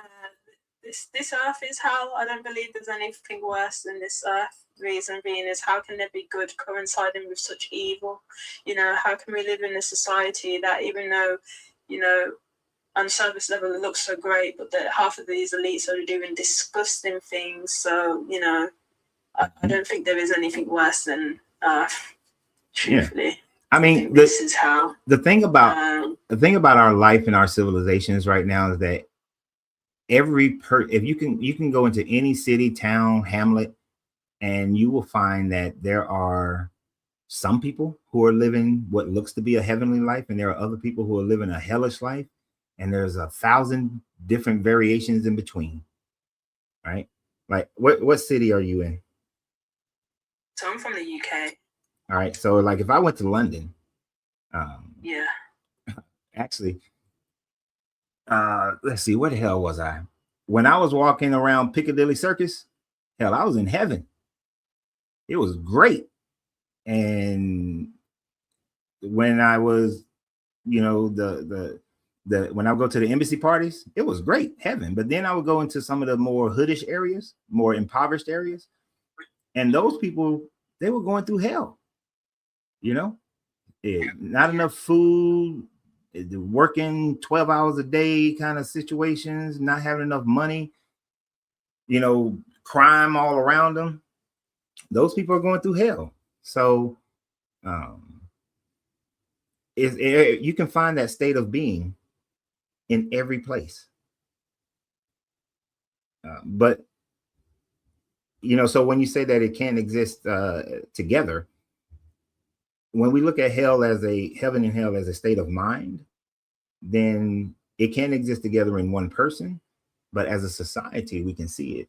We can see people living in hell. I would imagine the people in Greenland right now feel like they're living in hell. Totally agree. That's literally how I see it as well. And like, I guess I believe in what the class is Gnosticism, which is like the early Christianity that establishes that the first half of the Bible, the Old Testament, was run by a demiurge god. So, you know, the demiurge god is what's responsible for this earth, which is why I believe it is hell. I don't think anything gets worse than this place. But yeah, that's what I wanted to say. I don't believe there's any such thing as heaven. Yeah, you can be in the mind state of heaven, but at the same time, I don't think there's anything that's external other than we all go back to our source once we've learned enough lessons of this world. Then yeah, we obviously ascend to the next place. But I don't believe it's the construct that we've been told throughout the books, in terms of, you know, because there's so many different layers to this as well. I think in the Quran it mentions there's 7 heavens. In the Bible it doesn't mention the number of heavens, but it does mention that there's a new earth and a new Jerusalem, and there's also paradise, which is separate from heaven. So yeah, I don't believe it's what they tell us. No, I don't at all. And if our consciousness does stay together and we ascend or descend to a different state of being, I don't think that any place can be heaven or hell in that sense, because although, let's say you ascend to a higher plane of existence, right? You're still existing within the framework of our matter universe, even though it may be on a different mental level. Even at that level, there is still going to be things that are not perfect. People have this image in their mind that life becomes perfect when you leave and you go into some heaven. But in order for that to happen, especially according to the Bible, you would have to be mind wiped of all your memories and all your associations. Because like I have a cousin that live in London. I got an uncle who lives in Banbury. Now, my uncle in Banbury, if I was Christian, he going to hell, right? So how can I be in heaven and know that my uncle is in hell and be happy and not have sorrow? So you would have to make me into some mindless zombie thing for me to be in heaven and be happy. But this is the thing. This is exactly why it's technically the Bible itself. It's unfortunate, but it's part of the whole trap, isn't it? I believe that we're literally in the soul trap right now. We were never supposed to be separate from our true God, but we are, and this is the material world that we're in. And that same, I'm going to say, entity or demiurge God is responsible for the Torah, for the Bible, and for the Quran. So, you know, once we exceed, and it's like what you said, like in the Bible, that, you know, you have to have your memory wiped. This is part of the trap. That is part of the trap. Reincarnation back to the same place again is the soul trap. So yeah, I believe in there's truths in all books, but it's also in the books that they don't talk about. So like the missing books, for example, like Book of Enoch, Book of Mary, Magdalene, all these missing books that they purposely also didn't allow in the Bible. There's also truth in those things, and it kind of recognizes there's a clear distinction. So that's why I kind of believe more in the spirituality side of things, but I would recognize myself more in touch with the Gnostics. Right. Which are the early Christians who made that distinction. A lot of them were killed off, but, you know, the truth will always prevail and remain. Yeah. So I think right now we're in an awakening state, and it's nice to finally see that, you know, there's more of us that think like this. I think there's another book that I think you like. I'm pretty sure you've already read the Gospel of Thomas. Oh, yeah, I read Thomas recently. But I mean, yeah, that's really interesting. There's a book that I always recommend to people of who think like you do. And somewhat like I do. It's called Outwitting the Devil by Napoleon Hill. Okay, yeah. He in that book he talks about how the devil is the negative portion of your brain, and God is the positive portions of your brain. And it's truly finding a balance between the two. And one of those ways of doing that is by understanding that you have to control your mind and control your emotions, especially controlling your emotions. Which actually follows a Gnostic, Buddhist, Taoist kind of mentality of being able to maintain self-control in order for you to truly see life and things as they really are, not what you want them to be or what others have determined for them to be. And then in that way, you govern yourself instead of all these outside forces governing you. So that's a good book. That sounds good. I'm going to read into it for sure. What's it called again, if you don't mind? Outwitting the Devil. Outwitting the Devil. Okay. By Napoleon. That for sure. Yeah, Napoleon Hill. He wrote it in 1938, but it didn't get published in 2001. Interesting. There's probably good reasons why. Yeah, Christian World would have kicked his ass back then if he'd have put that book out. Have you heard of this man recently called Chris Bledsoe as well? He's recently been so I think he's like an American man who he was part of the church, but he then said he no longer really relates to that. And he's been speaking about, you know, that the government, especially like in the US, they need to be honest about what's going to happen for this year. He's been getting like a lot of awakening, and he's recently wrote a book, and he's been talking about like orbs and the angels and these things that I think are again part of the missing books. Have a look into what he's been saying. It's really interesting. What's his name again? He just basically said Chris Bledsoe. Chris Bledsoe. Okay. Yeah. He's very interesting, and I think he's been talking about certain things for so long, but they're finally getting out now. So, and he basically recognizes that there's different entities in this world. It isn't just the humans. There is other entities at play. But I do want to be honest, and I'm not being biased, but I am going to say I do think us BLK people are closer to the truth, and we are the truth, but we've had our history wiped for a certain reason. But you know, we are starting to awaken now, so thank God for that. And who knows what that looks like? But I think some of these westernized countries, for example, even the UK, their time is up. And I think there's a shift, and it's definitely playing out this year. And that's just USA and the UK. Like they're gonna have to crash because what they've done is really bad. Yeah, it's gonna be an interesting year. But I agree. I can see some agreement in that. I do think we need to that.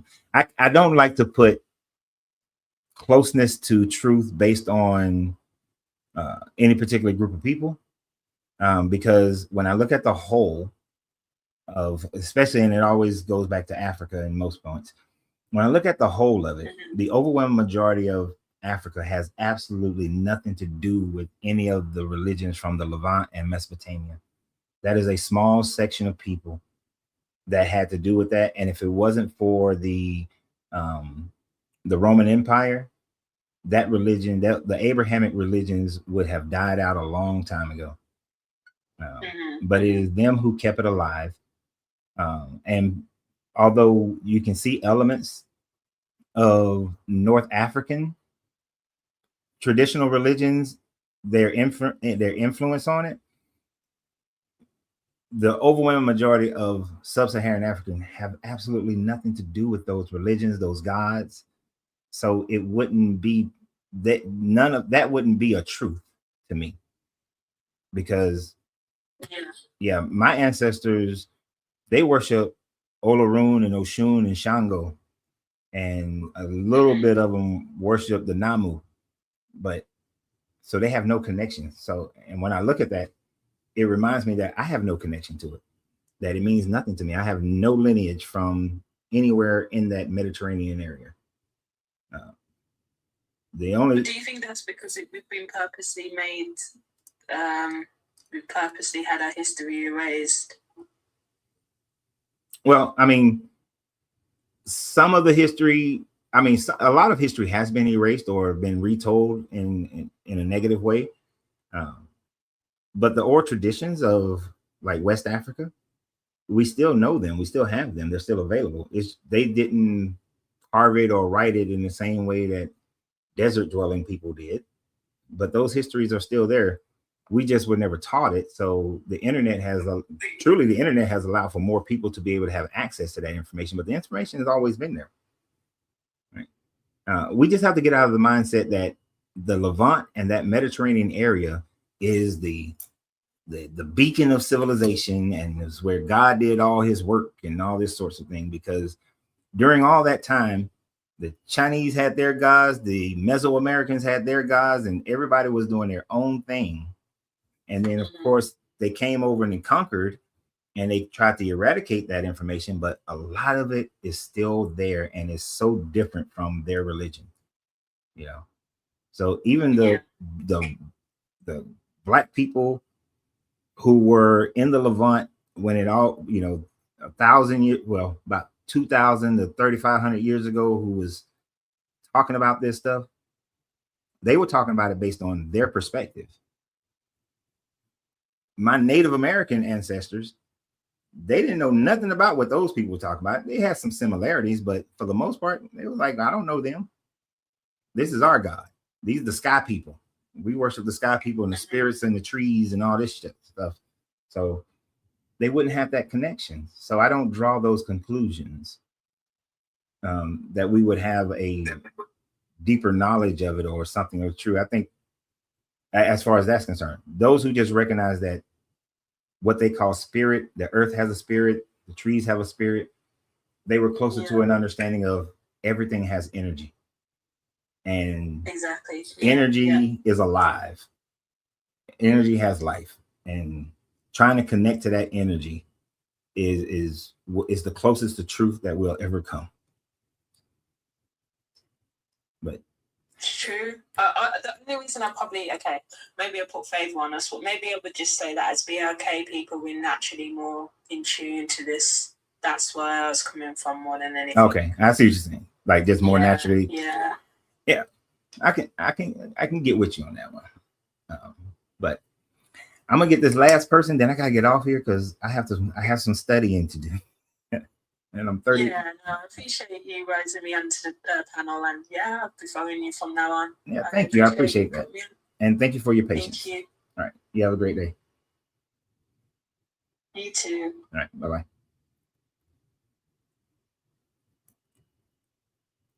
We all over the world today. South Africa, Caribbean, England, or the UK. Oh Lord, this is the last person. The last person. What's happening? Why we got an old Lord and Ninja? Why we gotta go to old Lord and all that? There. What's happening? Like we happy Gregorian calendar New Year. Happy Gregorian, exactly. what you call it? Yeah, I mean, of course, this subject I ain't gonna be too long.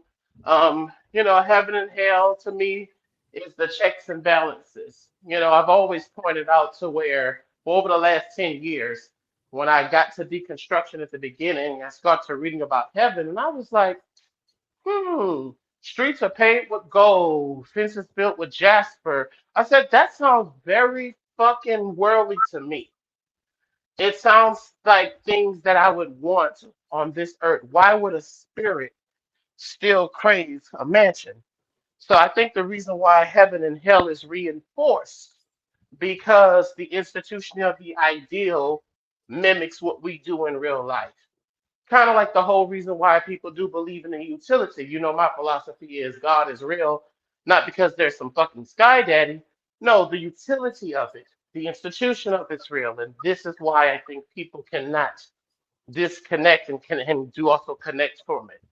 And heaven and hell, in my opinion, has always been states of mind. Because it Mhm. depends on your perspective, what you experienced in the world at that time. At time when Hurricane Katrina hit, you heard me, bitch. I felt like I was in hell.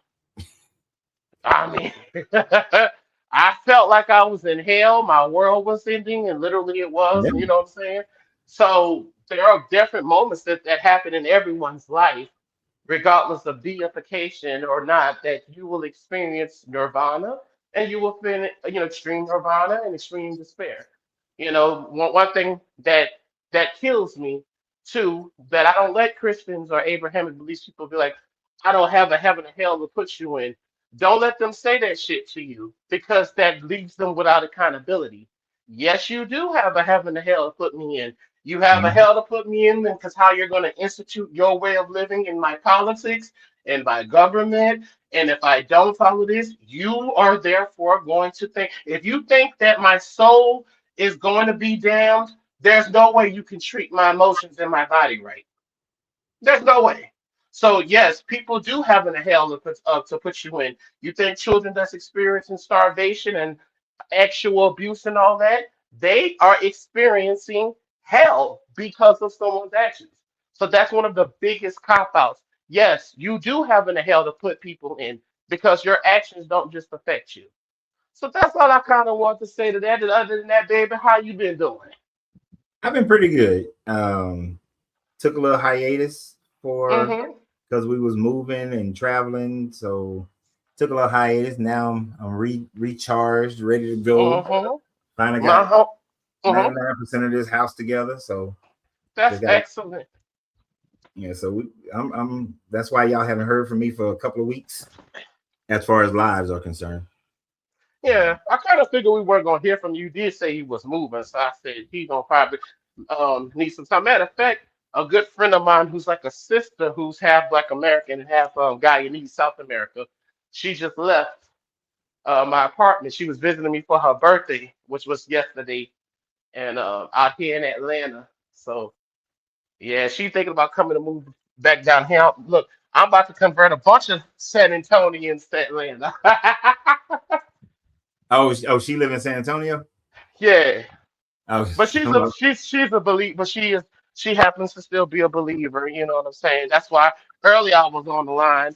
I didn't want to get on here and I didn't want to no, play it and all that I because understand. she don't push me and I don't push her. We don't let that get in the way. Of our relationship. And that's good. Yeah, we don't let that get in the way. I tell her all my church friends, I said, look, you better spend time with me now, because on Judgment Day, bitch, we are not going the same place, because I'm not going nowhere with you. I tell her all the time, I said, I love you, girl, but I'm not going to that heaven with you. You can have all that.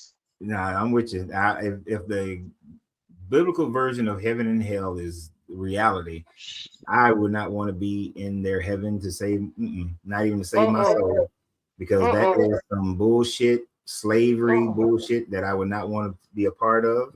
And uh-uh. if this God is foolish enough to let me come up there with my money, it's gonna be another revolution. Well, that's why Yeah. he has to. That's why you lose your will. That's why your mind is gonna be holy, holy, because the person who wrote the shit understood that. They put that in for checks and balances. Yeah, and it definitely would be that. So you have to lose all my mind, because you ain't gonna have my grandfather down in hell burning, and I'm supposed to sit up there and accept your bullshit, because I'm pretty sure that Joker didn't make it. He ain't gonna make it. So that's the bullshit. So we gonna have a revolt up in there. I'm gonna free all the people out of hell. We ain't doing that bullshit. Okay. Okay. Shit. Even when I was, engaging into shamanism and Reiki work and everything, even coming out of Christianity, when my father transitioned, I tell people all the time, I said, even though that could have been emotionalism, but what I felt and saw when my father left had absolutely nothing to do with no sky daddy. Like, it was more cosmic and universal. It was things and colors that I can't exactly describe. What I did see, like in my vision, it had nothing. It had literally absolutely nothing. When I felt my father's transition, it had absolutely, from my opinion, I don't know if this is the cat's meow. I ain't saying this is no God, but what I felt from my spiritual practices and what we've engaged in outside of Christianity, it was absolutely nothing to do. I mean, why would you want to go to hell? And it seems to me that's a cop out too. And I'm gonna just say that. I know I said I was gonna be quiet. I don't get how people. You understand that's why people keep doing the terrible things they do on this life. If the murderous Barabbas ass could be on the cross, that tells the PDF file, the rapist, the murderer, that gives them a conscious, subconscious assurance. Well, I can do all of these terrible things in this life and just say a spell or a sinner's prayer or Romans 10 and 1, whatever. And that's why people keep doing the terrible things they do. That's what's wrong with these bitches now. You think you can say and do what you want to do, and that's why you keep doing it. That's why the writer who pretended to be Jesus said you need to be forgiving your brother 7 times 7, because they know ninjas ain't shit.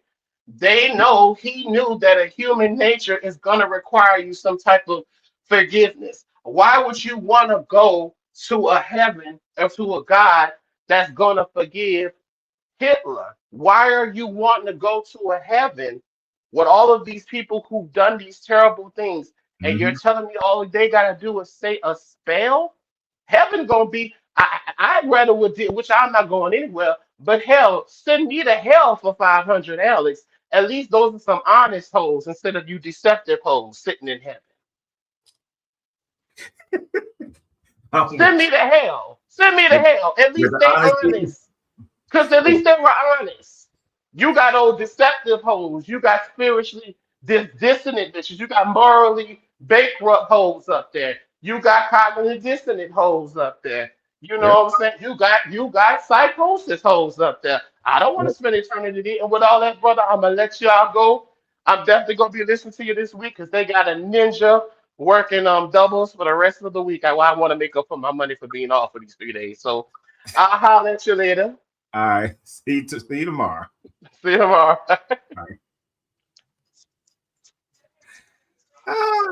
And IG wonder why when he get on, I'll be like, oh. But you're right. And for all the black people, y'all know Jeffrey Dahmer. They say he had a convicted conversion before he died. He might want to take a nibble out of you if you make it to heaven with Jeffrey Dahmer. I almost said that while IG was on here, but I know he would have went all off with that one. So I just kept it to myself. Kept it to myself until he was gone so that he can't say a whole. But anyway, good people. It's been a splendid afternoon, way longer, because I got some reading to do today. Well, I'm gonna have some reading to do every day for the next 3 weeks or so. So I got to get off here. It was supposed to be 3 hours, but here we are at 3 hours and 48 minutes.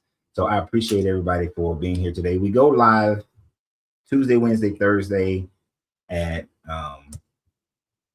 12 noon Eastern Standard Time. I'll be back here tomorrow at 12 noon Eastern Standard Time, give or take a few minutes. So I look forward to everybody being here tomorrow. Thank you very, very much for all your support, those who support the channel through financial gifts and whatnot. I thank you for that through the fan clubs, the gifts, and people gave me gifts on TikTok that I forgot to thank them for, and super chats and so on and so forth. So y'all have a great day. And always remember that we have to free ourselves to be ourselves, because your greatness is non-negotiable. Good journey, good vibrations. And hasta la vista. Hasta mañana. However they say it.